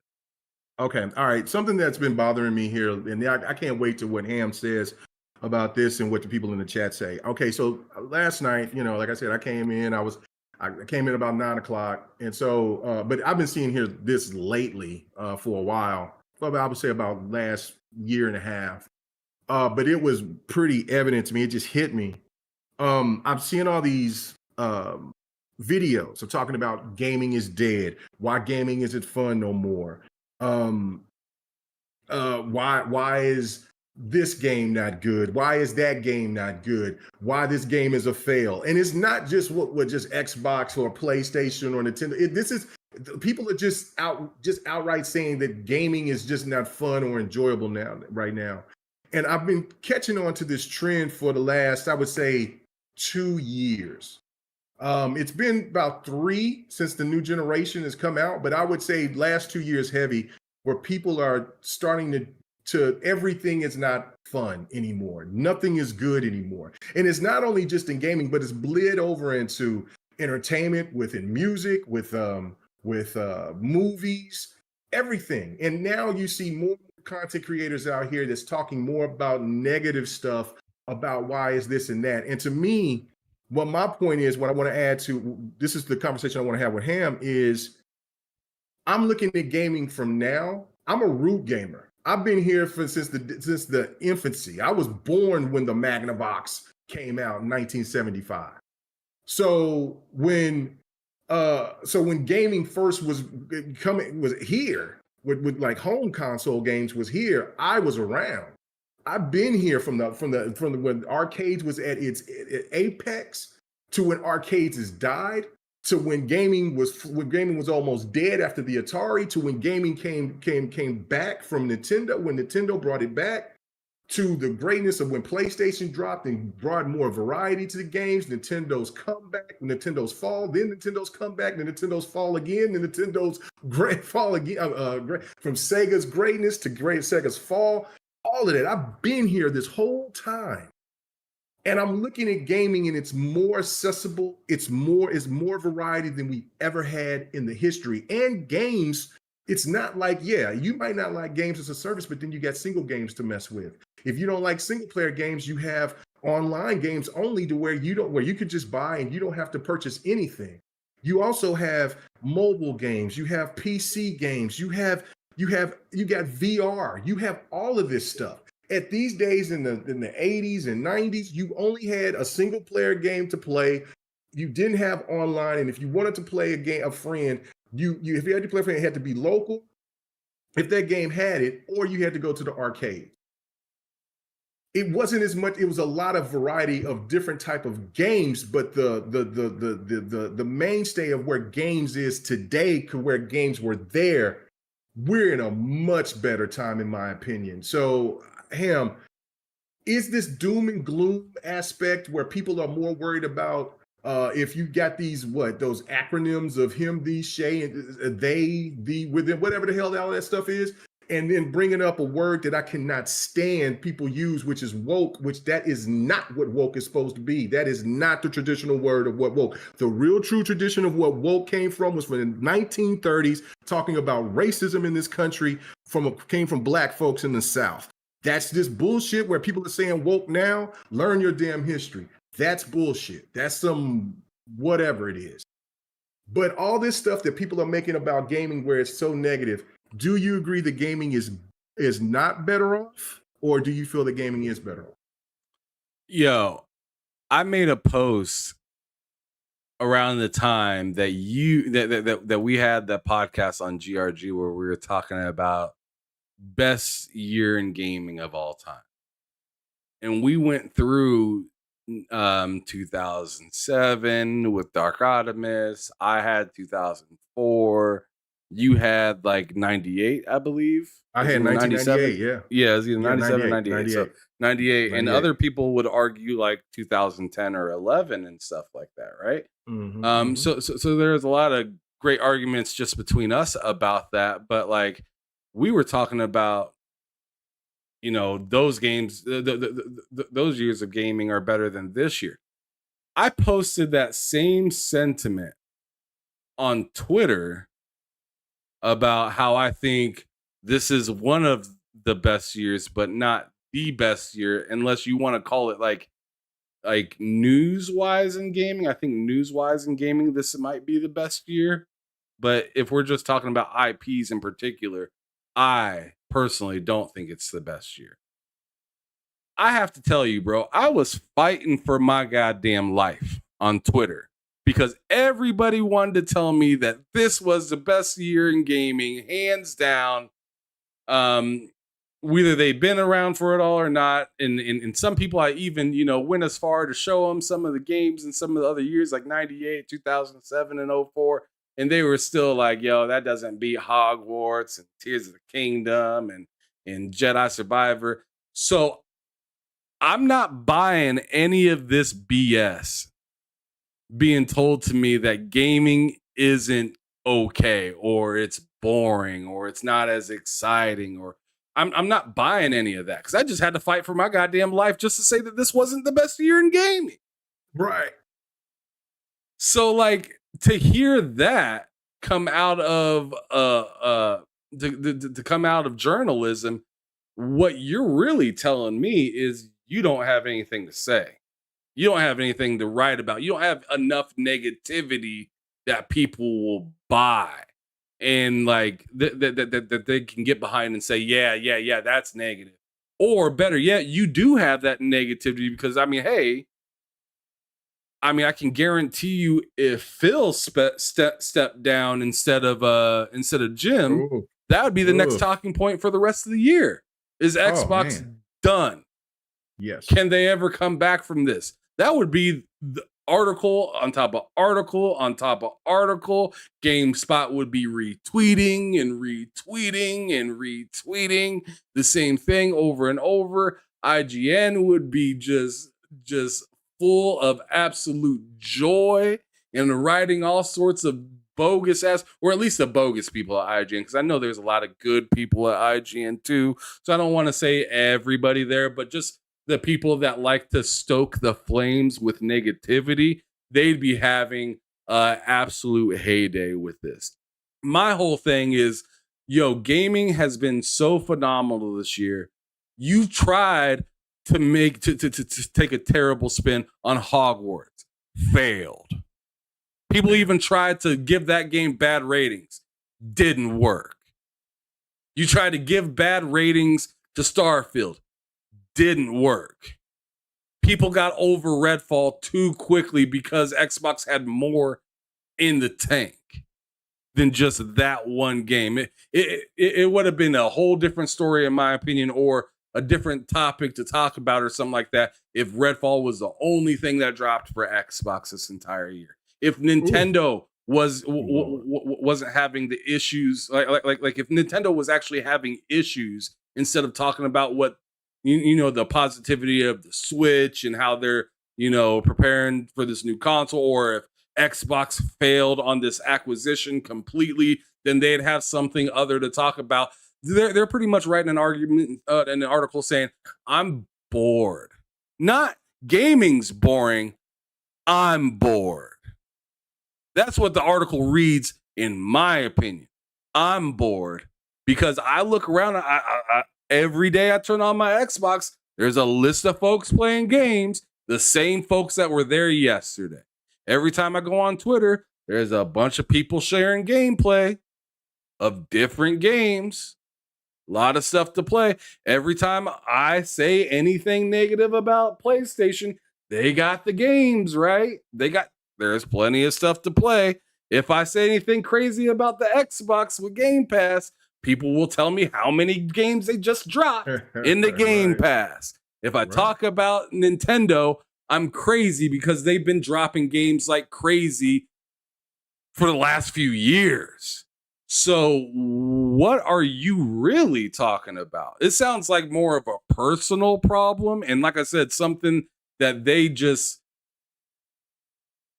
like they're just not having a good time writing. In my opinion, really, at the end of the day, they're not having a good time writing. They don't have enough crazy things to put a spin on. So let's just say the whole industry, since nobody in particular, no particular group will fall in line to what I said. Let me just put the whole industry under the bus then to try to stoke something out of it.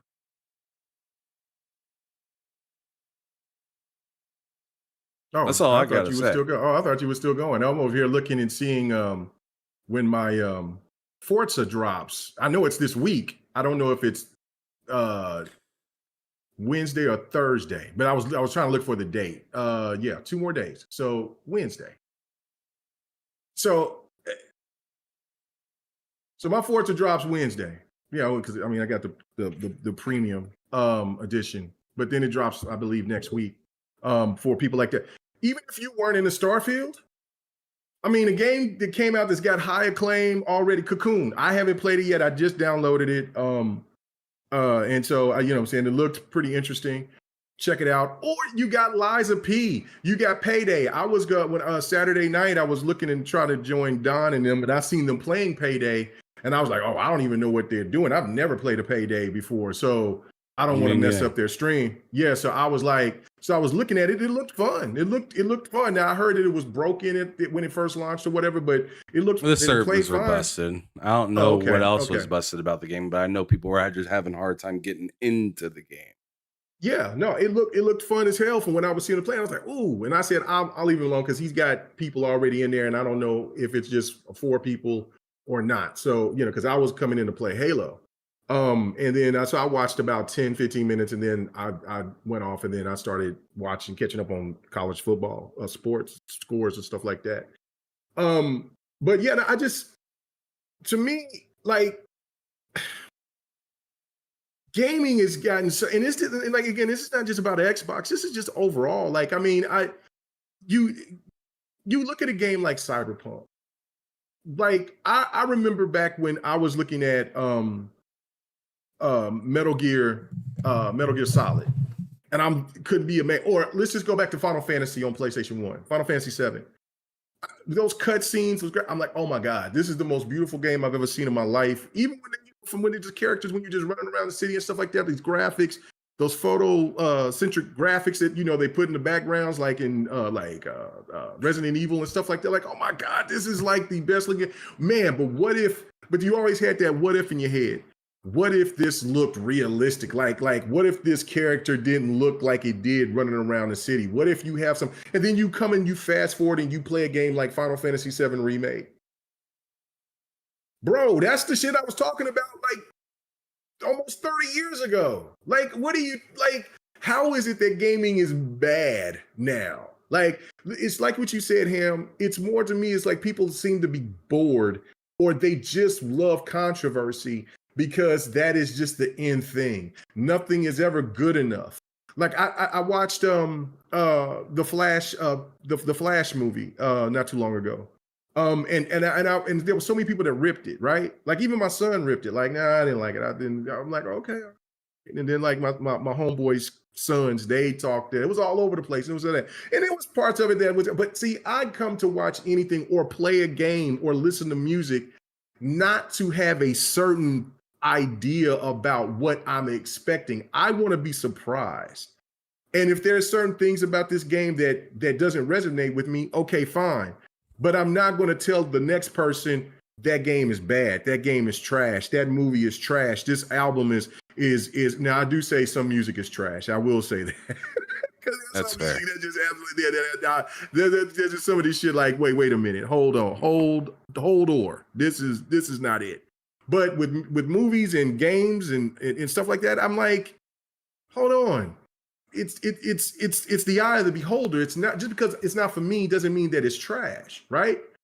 And I'm just thinking about this, and it's just from where I was playing games to where I'm at now, and I've just been fascinated in awe when you play a game like Red Dead Redemption, like The Witcher 3, when you play a game like hell, even I'm more into the old God of Wars more than I am to the newer God of Wars, but you still in awe, like when you fight Thor, it still looks hot. Like, yo, like man, when I fought Thor, like, and when you had to go through them sequences, right? Because that's as far as I got. So after I beat him, because like I said, I got to go back and finish Ragnarok. But 100% of that joint, that was nice. He had me standing up, like, oh, you bad like this, like that hype of me playing games is still there. That fire is still there. Like when I'm playing Starfield, and I told you I got done with the Ryujin side quest and the cool stuff that I got from that, bro. I'm so excited and so it's so intense. Like, oh man, I'm sneaking around, or I'm getting ready, or I'm saying I can do the mind control thing now, and I got like, what, bro? This is you couldn't do that shit playing Kid Nicky on NES. Bayou Billy, you can't do no shit like that. So why are you talking about gaming is not fun anymore? Because if you love those games back then, like I have, karate and all the rest of those games, you damn sure should love gaming now. If you can't sit there and see the appreciation from playing a game like Mortal Kombat, from going and seeing what Mortal Kombat was when it first originally came out, or Street Fighter 6 or Tekken or whatever, and then going and see when you see how Tekken 8, how Street Fighter 6 and how Mortal Kombat 1 looks like, then maybe gaming isn't for you anymore. Because every time I see this stuff, it just blows my mind, and I think gaming is in a better place than it's ever been. Now, the politics of gaming and the way that money is being allocated and stuff like that, and like the messaging, we can have a different discussion about that. But the creators of these games now, they're much more. They got all these tools and everything like that. It's like it's wonderful to be alive at this time if you're a gamer, in my opinion. Yeah, it's a hot time to be a gamer. I mean, really, if you just grab a platform, especially if you're new to anything, man, it's like way too much. If you're new, so like if you're new to Xbox, You hop in, you got a lot to catch up on. If you're new to PlayStation, Nintendo, any of that stuff, there is a lot to get into if you're new. But even if you've been around for a hot minute, I mean, sure, you might be able to argue some of the stuff for PlayStation's been around for a bit, but one thing you can't knock is like the quality of games and stuff like that they do come out with. So like if you are a PlayStation guy, you'll make do. If you're an Xbox person, you'll make do. If you're a Nintendo person, you're gonna make do. Um I I haven't noticed like any lull at all this year. In fact, this year I've noticed that I don't have enough time. No, it's crazy. It's crazy. And then the next year Crazy. is looking looking real extra as well. So I mean, this whole sad, there ain't nothing going on. There ain't, I mean, just like you said, K Mega, flat out. Maybe it just is maybe you just, I mean, every once in a while, you play a sport for a long time. There comes to be a time where you're just like, gotta hang up the cleats. Yeah. Maybe it's time for you to hang up the controller. It ain't my time yet, but maybe it is for you. If you think right now with the fight that there is in gaming, which we're sitting here like, what is going to be the top 6 or whatever games of the year? Because there's like 12. You know what I'm saying? There's like 12 great games. Like people are like people are forgetting about how good Tears of the Kingdom is. People are forgetting how good Star Wars is, or hell, Diablo. I had somebody not that long ago was like, "Yo, Diablo, I forgot that even came out." Bro, Diablo made me not go all in on Street Fighter, and like that says something. You know how I love my fighters, and then like Starfield, and then there's Starfield, then there's Armored Core, and then there was before that there was Atlas Fallen, and then playing the beta, the First Descent, Madden came out, and so I'm over here like Mortal Kombat right here, and Remnant too. I'm like, yo, let me just give me a break, because I want to play some Street Fighter. I want to play some Mortal Kombat. Breathe. Your brother can't breathe, because right now I can't stop playing Starfield when I get the chance to play something. And so I'm like, okay, so it is a nutty time. It is, my backlog is so crazy that I'm making sure it is my promise to myself that I'm going to because the only thing I did was boot up and just see what oh hell, I can't even think of the game right now. The Plague's Tale, the second game, Requiem.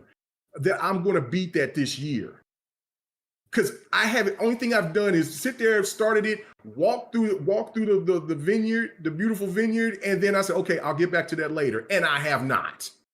That's crazy. That's crazy. That game would have already been beat. I probably would have played it right then and there when it launched, and I didn't, because I think at that time when it did launch, I jumped on Persona 5 and then got lost in that, and then had to come back and beat it again because I never beat the Royale aspect of it. So yeah, no, until last year. So and then Midnight Suns dropped, and then The Witcher 3 came again with that. Come on, man. It's been so many great games. And like for those, like I just said, like if you are one of these people that love those old games and have retro games, or you have emulators, or you have old consoles, and you go back and you play some of that good old stuff, and you're like, damn, this is dope. Man, I would love to see this game come back. Because the reason why you would say that is because you know how good the technology is today and how awesome that game would be. So if you're saying to me that when you got big time content creators are saying that gaming is boring, it's not fun anymore, and then you played those old games and then those games come back and you're still saying that, well, it's not good enough, then I think there's ulterior motives behind stuff. I really do.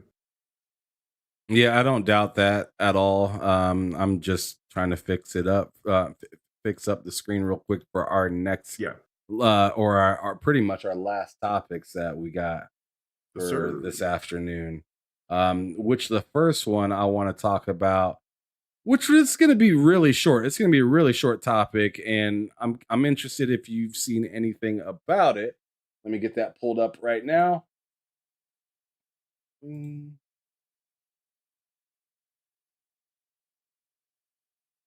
bam. All right, just need to put it on the screen now.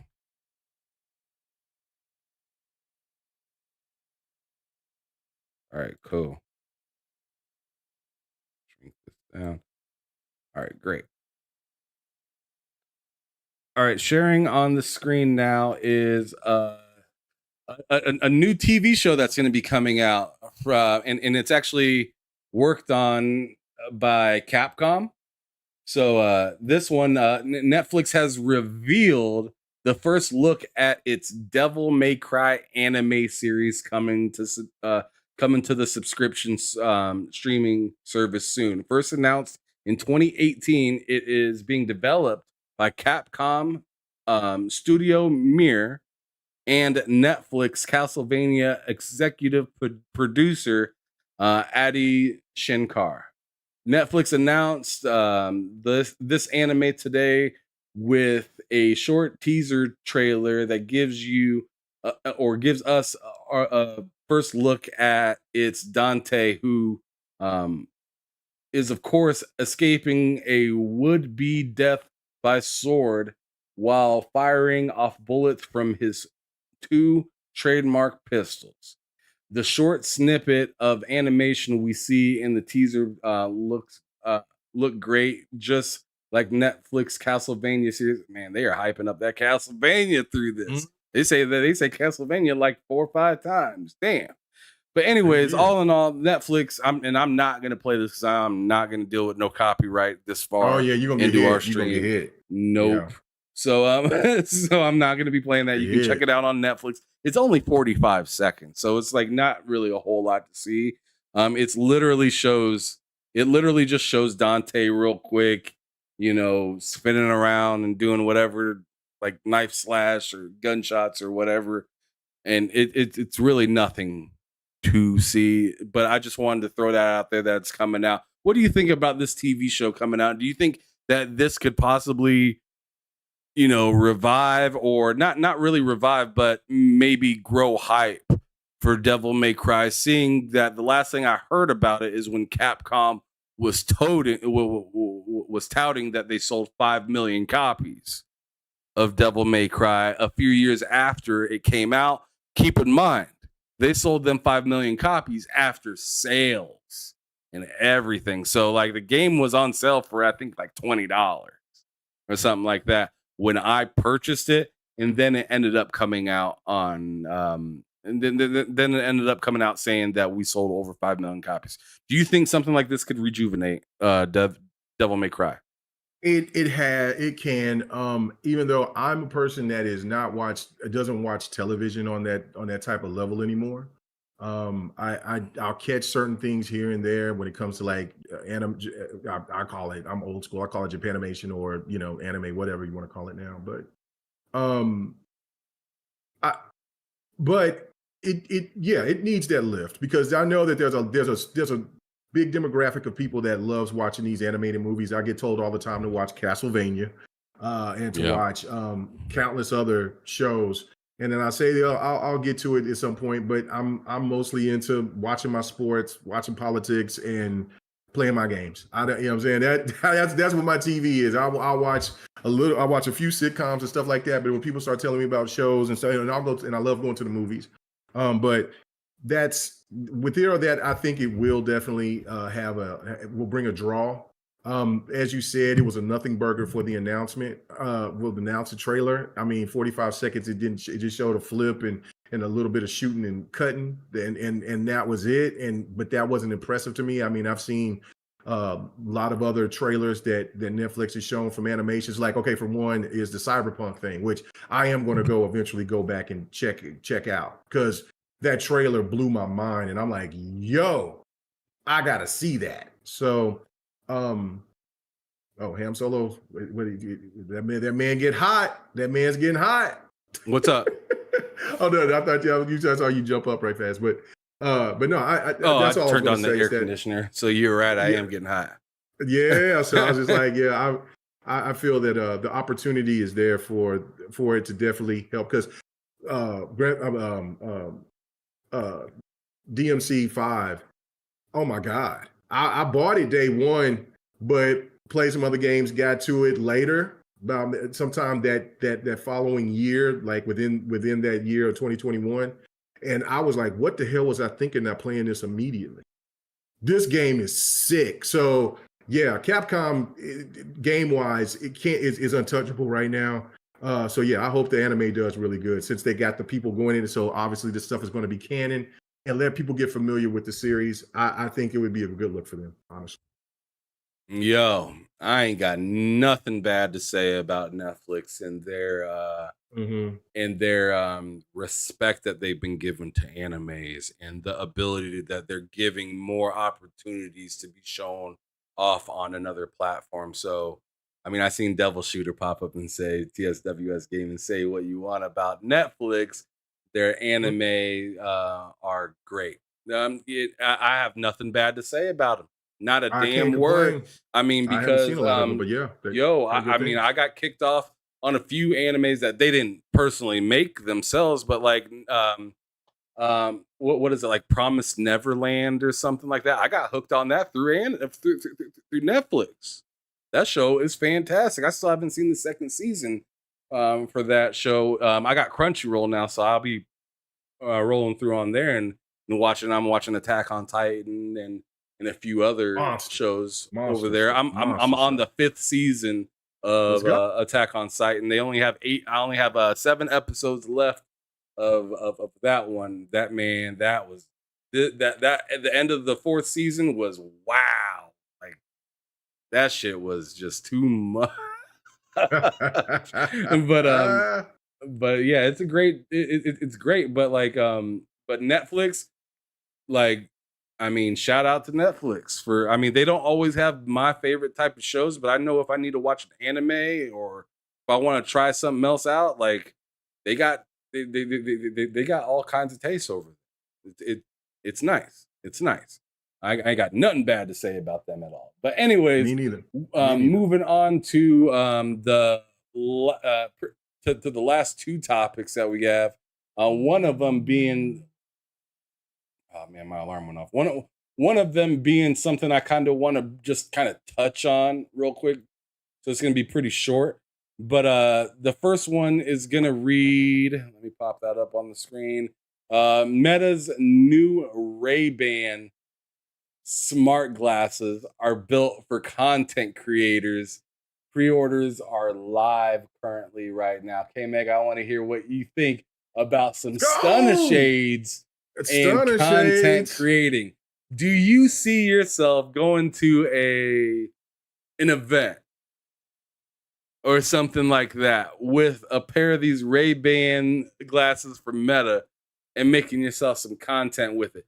Might I add, this type of technology isn't exactly new because like Snapchat had their own glasses and stuff like that, which I wore in a wind tunnel before back when I used to work at iFly and I flew all over the place with those glasses on. I thought that shit was so dope.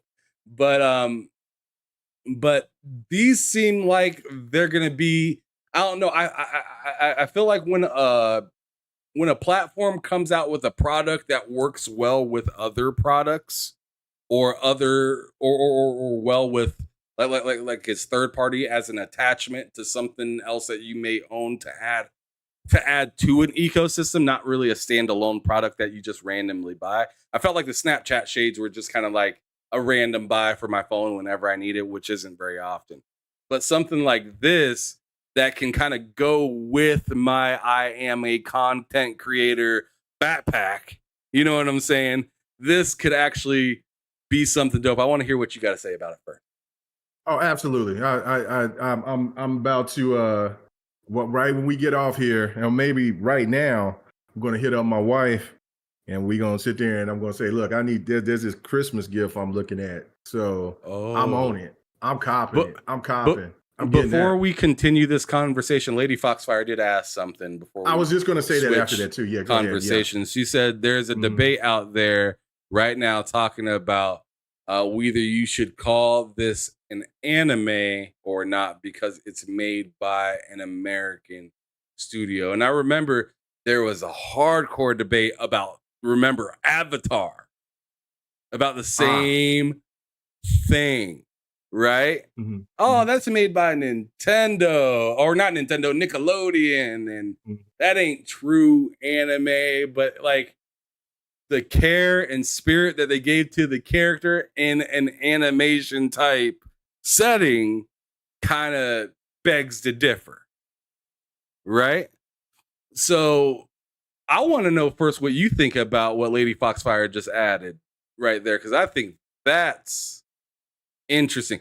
And Back from the Dead actually said something very interesting right under it, saying Capcom is definitely on a roll. So I mean, his specific statement just kind of helped me remember that, yo, this is like although this is American creators making it, it's an IP from Capcom, which is based in Japan. Yeah, no. So listen. The more that we kind of go through this, the muddier it's gonna get. Right. As I just sent that, or you might have could see it with my glasses. I don't know, but I sent those Ray-Bans to my wife this saying Christmas. You know what I'm saying? If you don't mind. But no, I guess you can't say that. And it reminds me of back in the days of heavy metal, and I believe Transformers the movie. They were American movies back in the 80s. I know that heavy metal was American made or Western made, and I believe Transformers the movie, the ones in the 80s was Western made as well. But and they deserve their props, and I'm glad that they're, you know, it's like what you said with Avatar. Avatar was done with a lot of love and care, and I really do like that. And I even like Korra. Like I thought Korra was dope as hell too. So was that his sister, right? Yeah, I think it was his sister. It was something like that. They were close. I think she was like an opposite clan. She was an opposite clan, but yeah, like her story was a little bit different, but she became I thought she became, I know the main Avatar was a beast, but she became like all world by the time that they got to her last season. So anyway, I thought I really liked Korra. I like Korra more than The Last Airbender, but I guess you can there's a debate with that. Like to me, since I don't watch everything like most people, I kind of feel ignorant to some of those things, and only could just go back to past stuff that I've seen, not too much stuff that I've seen recent. So, but I will agree that Western studios should get more props for the anime that they make, and shouldn't be all clumped up and clumped in together. So I don't know. That's my thoughts on it. Okay. I'm kind of saying it's dicey for me. I don't want to just say over talk it when really. Only thing that really I can kind of say is that like like people who aren't in Asia that's making these animes, they should be maybe there should be a different name for them or something like that. I don't know if they do have a different name, but maybe where you can have a separation from what anime is from that's why we used to call it Japanimation stuff back then, because you know that it came from from Japan or somewhere from Asia. And if you're going to do a Western one, then maybe you should give it a name for that. Maybe that you could kind of differentiate the two in that way without being offensive or anything. Okay. Devil Shooter said Korra, the next Avatar in the cycle after Aang. Yes. Okay, so there that is. I still need to catch up and really sit down and watch all that. I watched some of it, but I didn't get completely down. Completely down on that one at all. What was dope. But to continue on, those Ray-Bans looking pretty hot. Can't lie. So you're gonna cop them. You're gonna have to be the person that tells me all about them then.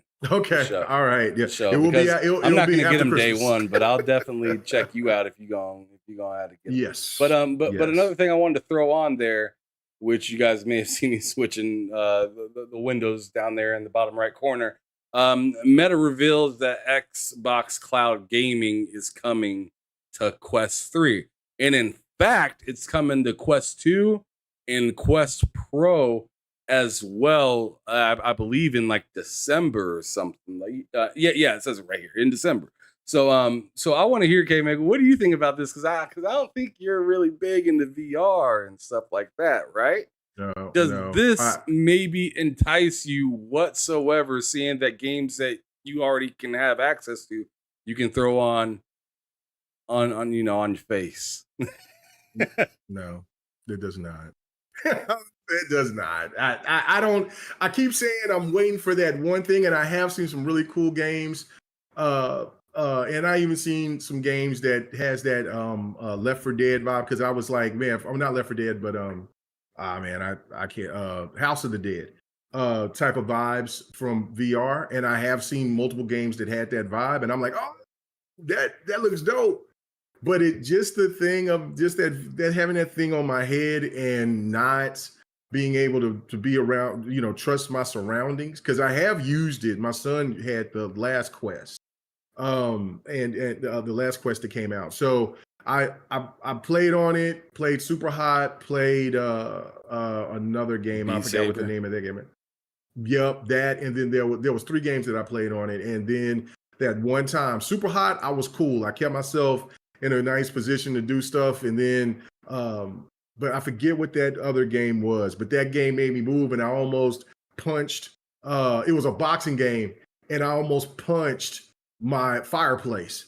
So I was like, yo, because they like, my son grabbed me like, yo, you're going too far. And I'm like, nah, man, see, I can't do that. And then like, if I'm in this game, into it, yeah, bro, it's stepping in. I was ready to put these soup bones on that ass. And so anyway, so me in this game room, no, I ain't knocking this shit down. I ain't doing anything like that. I mean, I would have to go in the den area, and then I'm looking like a crazy man doing all that stuff. So no, it's just, for me, it's just, I am very happy for any and everybody that, and I feel that it still should remain to be viable for people to get VR. I have no problem with people having VR. I would, but I think for Xbox to invest into putting their games or Game Pass games or anything on VR platforms, that's not, and have them not invest and put their money behind VR for themselves, I think it's the smartest and best decision, because that money, those resources can go on to more AAA games, more acquisitions, new SKUs, more other accessories like controllers and headsets and so forth, and then also for those wraps that they've invested in to put around for the Series S and X. Those things to me are much more important than bringing out than just trying to have a small group of people that will invest in the VR, but not to the point to where VR is going to just jump off the rails, and Xbox is going to be the console savior of VR, because I don't see it. I didn't see it with PlayStation, and I don't see it with Xbox. So, but I am happy about it. I just honestly, I don't care. Just don't care. Man, I can't lie. I am excited for this, because as I was telling you yesterday, I used to exclusively use my VR headset in a weird way. I'd only use it on like Sundays or Mondays to watch what happened in the football games and stuff like that, because I could put it on my head and have this massive screen to watch. I could just lay back on my bed and sit back and watch it. So you can do that?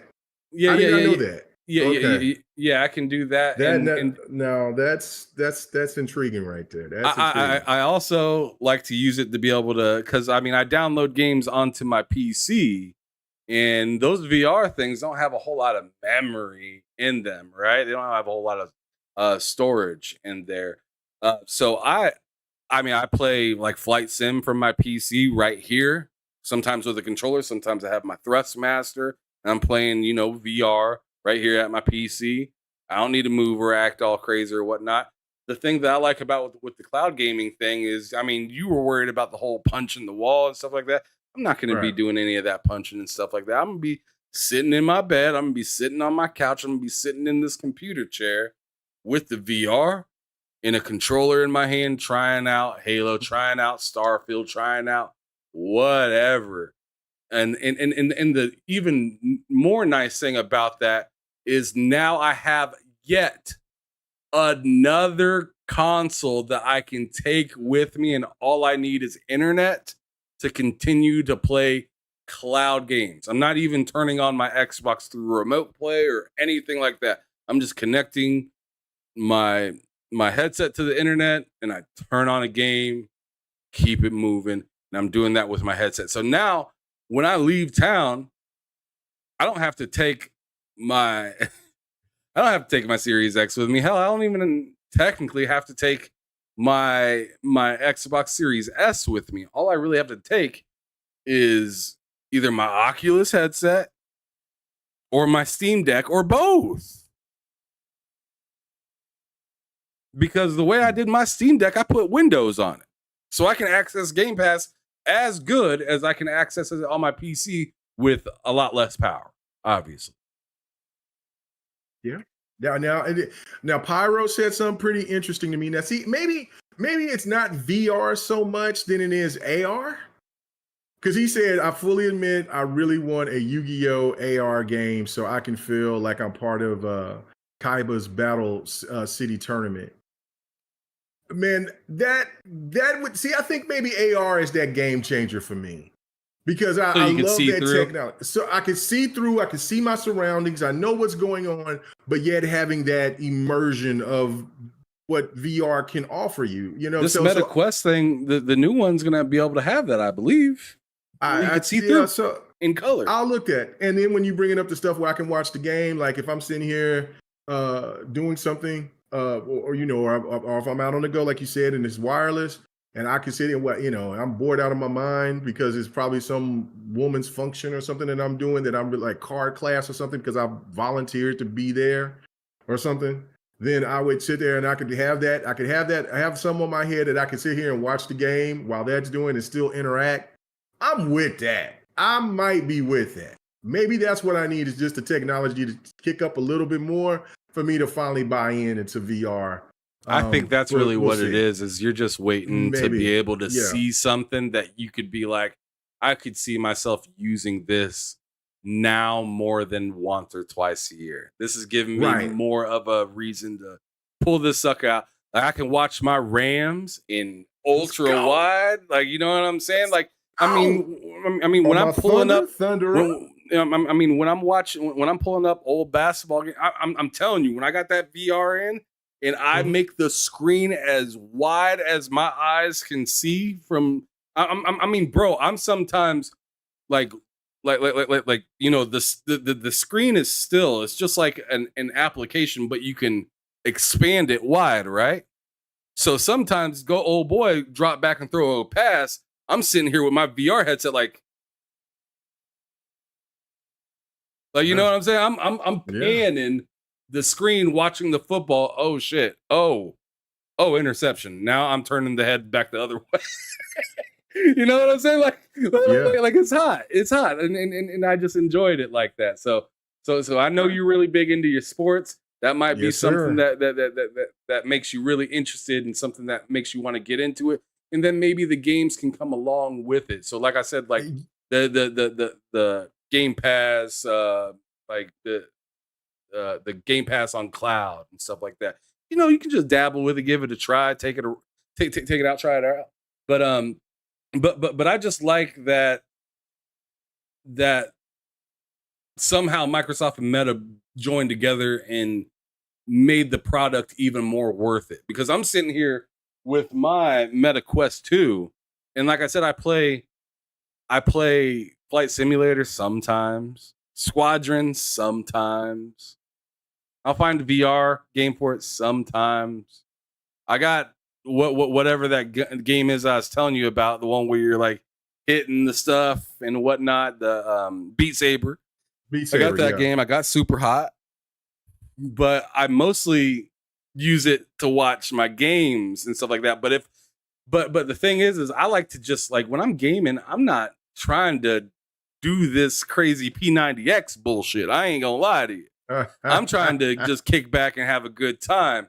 If I can sit there with a controller in my hand and play with my VR, I think that's dope. Yeah, no, that's real dope. Yeah, see, it's only happened one other time when somebody's perked my interest enough for about VR.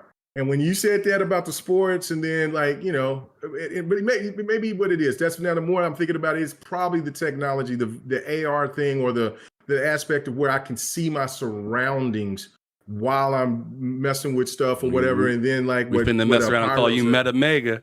And then Pyro talking about a Yu-Gi-Oh game. Like, bro, if you can get me, man, I would play the hell out of a Yu-Gi-Oh game like that. Yeah, no, not yet. Not yet. Not yet. John TJ with the $2 super chat saying, "Are we going to race on Forza Motorsport, guys?" Hey, I'm always down for a race. Yeah, I'm down for a race. Just holler at me, man. Just holler at me. Yeah. You're gonna see. I'm still not sure if I'm gonna buy into the early or not. I mean, I'm just not sure because Starfield got me in a leg lock right now. Yeah, for real. Starfield got me in a leg lock too. But I did go ahead and get that Dragon's Quest Adventures of Die, and just for the support, because like I've always said, if those games do come to Xbox, I'm going to support them because that's been the problem. We've asked for those games to come. We've pleaded with Xbox for them to work out there and bring it. So I feel like you have to show this. And then you don't have to buy it day one like I did, but it's just more the thing. Just put that game in your library, and just make sure that you show the support, show that gameplay, show them that the work that they went out there to do to try to help provide for us gamers for what we've asked for, that they're doing that. And so that's no doubt. So that's why I had to go ahead and get that game. So, but that game is not going to get too much burn. It's just too much out, man. It's just too much out. Just too much out right now. Too much. All right. The second to last thing that I wanted to bring up, and this is going to be a short one because I feel like we've talked about a little bit on GRG, and we might have talked about it on this channel a little bit already too. But I just wanted to bring it up just shortly. The PS5 Knights of the Old Republic remake is being wiped from the internet. And we've seen that they've claimed, or at least let me go on ahead and just read this update instead of kind of just meandering around and answer. Let me go on ahead and just read you the update to the actual article itself from Push Square. It says, update, Sony says the reason of the Knights of the Old Republic trailer are being removed from its YouTube and social media accounts is due to music licensing expiring. In a statement to IGN, the organization said, as part of normal business, we delisted assets with licensed music when the license expires. So while the discourse around the project remains pretty negative, overall, there's still some hope it may see the light of day after all. Do you have any hopes or prayer? For Knights of the Old Republic? Not being a PlayStation exclusive, absolutely not. What it sounds like to me is that Sony backed out. Mr. 7 Digits. Yeah, no, they should have. The game, I agree with 7 Digits too. Giving it to Larian, but the problem is that Sony seems like they've completely backed out of the deal, and for them, and I guess for maybe not being in a position of wanting to have any of these companies come back after them because of, I guess, the way that they had it structured to work with Asper, and then now it's not with Asper, and then you go into a different group. Maybe Sony was not excited about the fact that the way that they probably build their games is not what Sony wanted. But regardless, all of the turmoil plus the stuff that's happening with the Embracer Group, and then Sony just taking it away, it's basically most likely going to be. It was only be a timed, because that got released that it was going to be timed. It wasn't going to be an actual exclusive. So that they probably was like, man, we just recoup our money. If there's any little penalties that we have to take, we have to pay for it to wipe our hands for it. Cool, but we ain't funding this game because nobody knows how long this game is going to take, and who is going to give them the money, the budget. That's what that game is full in jeopardy. who's going to give them the budget for this game? Now, of course, Microsoft, we would love to see that, because that would, you know what I'm saying, that would be the coming home experience, especially since that was one of those last games that Phil Spencer worked on. I believe it was Jade Empire, the Knights of the Old Republic, the original. I think he worked on, I know he worked on Jade Empire, but I think he also worked on that game too, or had something to do with it in some capacity. If I'm wrong about that, please let me know in the chat. But that was an Xbox exclusive. So to have that game come back, not to be an exclusive, but to have that to be a Game Pass title or something like that, I would love to see what they would do with that game. But yeah, it's toast. It's cooked. I don't think that game is going to see the light of day. I think this is another 13-13 situation. Oh shit! You didn't have to say that. Yeah, I'm just saying. Yeah, I think this is toast. This thing is cooked. I mean, I agree. I mean, because you can't half-heartedly put this game out. No. You can't just like slide this in and say, "Oh, well, we gave you just enough." No, it has to be like big time the way the other one was treated, or else it's gonna be really bad. It's gonna be really bad. So you got to get a trusted crew to work on it. I know BioWare worked on one of the Knights of the Old Republic games as well. Obsidian, good luck getting them because of the whole Microsoft owns them now. I mean, as K Mega said, you could maybe try to cut a deal with that, but you're asking Xbox to then put that in Game Pass, and then you have to do the subscription service for that game. So that brings another question back to you. Are you going to start doing day and date into your subscription service with having a question like that for Microsoft? Because I'm sure they'd be more than happy to do some more Star Wars stuff, as long as it's, within the realm of opportunity time-wise for them. But if you're asking to do it and not put it in the Game Pass, I don't think Phil is too down with letting you use one of his studios to make something that ain't going in the Game Pass, right? Right. I don't think that's has to be a must. Yeah. Shout out to Rain G4 with $2 super chat. He says, "What do you guys rate GT7 compared to Forza?" I'm gonna tell you my answer right now. I don't know yet, because the one thing I'm not gonna do is pull an IGN on y'all and just rate Spider-Man before they even play it or something like that. I'm not gonna rate Forza before I even get to play it. I can tell you right now, GT7, it's a good game. It's not my favorite racing game that I've played at all in any way, but it's a good game in the sense of I like the way the controller feels. The game looks pretty good. I hate the crash animation in the game. It's still the same since like GT1 or 2. It feels like also that camera behind the car kind of feels like you're driving the track more than you're more than you're actually driving the car itself. But all in all, it's still a pretty fun game. I still put some time into it. But I can't wait to play Forza so I can actually give you an honest answer for that question. And then Pyro Matt put a $2 super chat saying, "Aspire giving blue box vibes. KOTOR feels abandoned." Mad disrespectful right there. Disrespectful, just messy. But I read what Dark Optimus said as well, and I said, "No, Dark, you're not telling me the truth, man. There's no way that Assassin's Creed Mirage is coming out this week too." And so I went and I checked. It comes out Thursday. But you know what? I'll get to play it. I have plenty of gameplay for GRG. Yeah, because you got that pass. Yeah, I got that Ubisoft Plus. I try to tell people, stop sleeping on these subscriptions. You know what I'm saying? I get the ultimate editions of those games, and you're like, man, $18, bro, $18, or you can pay it for the year, which, like I said, by the end of the year, I'm finna pay, because I got my Game Pass already paid up, but I'm gonna have EA paid up, and I'm gonna have paid up for the year. I'm gonna pay it for the year, and then everything else is gonna be coming out. I ain't got to worry about it unless, and then when those games get down to a proper price, they'll already be discounted, and I'll pick them up if I like them. You know what I'm saying? If not, then it is what it is. I'm not going to buy Assassin's Creed because it's going back to the old stuff. And I told people I don't like I like the old world stuff. So I just want to be honorary.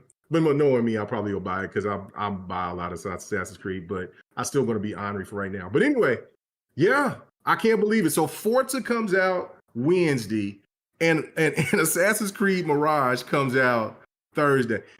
Man, and then what? Just this is a bad time in gaming right now, bro. This is the bad time in gaming. This is insane, bro. I'm just that Mortal Kombat 1, Life of P, the Adventures of Die, NBA 2K5. You know what I'm saying? Starfield. Man, man, this is Cyberpunk, my Cyberpunk.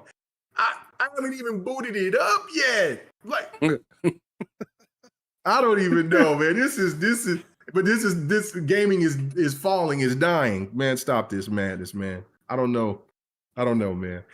This making me so depressed because I ain't gonna have time for all these games, man. I'm feeling bad right now. God damn. Boy. All right. So now we're finally at the last topic. You said this was the last topic like four topics ago. No. I said two more, and now I'm down to one. Okay. Down to one. So the last thing I wanted to bring up here, which is something that we all hope is finally just over with here within the next week, is the Activision Microsoft deal. Tom Warren posted here.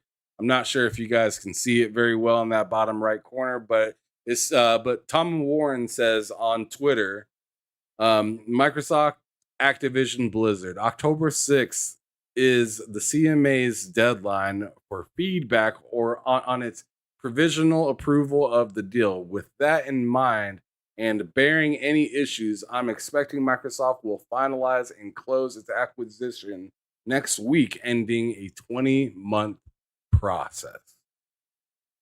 Thoughts on that? Oh, okay, man, my troll game's gonna be ready. Ready. That when they say close, prepare to see me on Twitter, X Twitter, on Threads, on TikTok, on Facebook, acting a damn fool. Just because. Tragic. I just want to, it's gonna be tragic. It's gonna be tragic. I am so excited for this to be done and over with. And just to talk about all the potential about what's going to happen afterwards. I mean, we've talked about it, but now we can really officially go into full detail and then give every breakdown of what games should, because that's the next thing that Xbox should be paying attention to, the community out there, on top of like what games should make a comeback, what games should, this should bring back the backwards capability that should be back in full force. That, you know what I'm saying, there's so much possibility here, and just the fact that just to see the stands go quiet, go dark, or them to cry and complain and just be in all disarray yet again, and then keep talking about console sales, and they still yet will be waiting for Spider-Man to try to justify for such a bad year. I just can't wait. I can't wait. So let's get it done. Yeah, I mean, for the love of God, I'm ready to be done with all of this. Ready topic. To stop talking about that. Yeah, I really just want the games to just drop in the Game Pass. Like that's what I can't wait for. But once they at least say this deal is done, and then Linda, aka Lena Khan, I'm just let's go K Mega a little bit. He always calls her Linda. But anyways, Linda. Then I just have to wait until.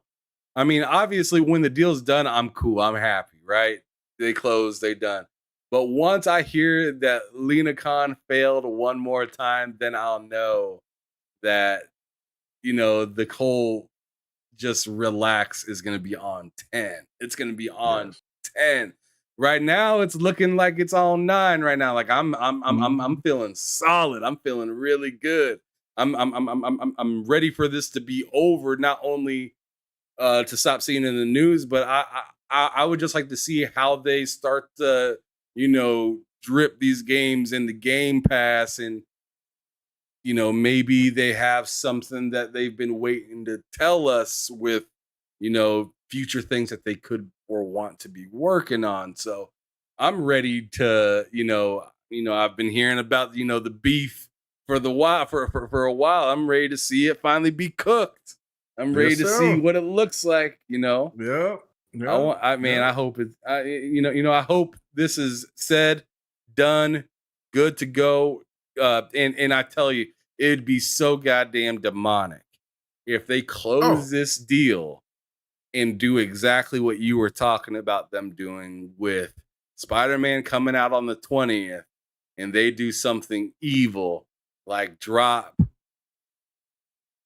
Black Ops 2, or say that the current Modern Warfare will be available, or just something like I know that there's been some rumors about, you're not going to get whatever until 2025 or something like that.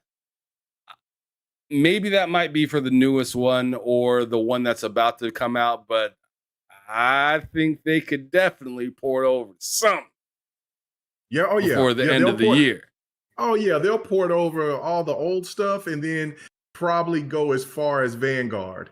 So just think about if you get Vanguard, Cold War, also Modern Warfare, 2021 or 2020, whichever one.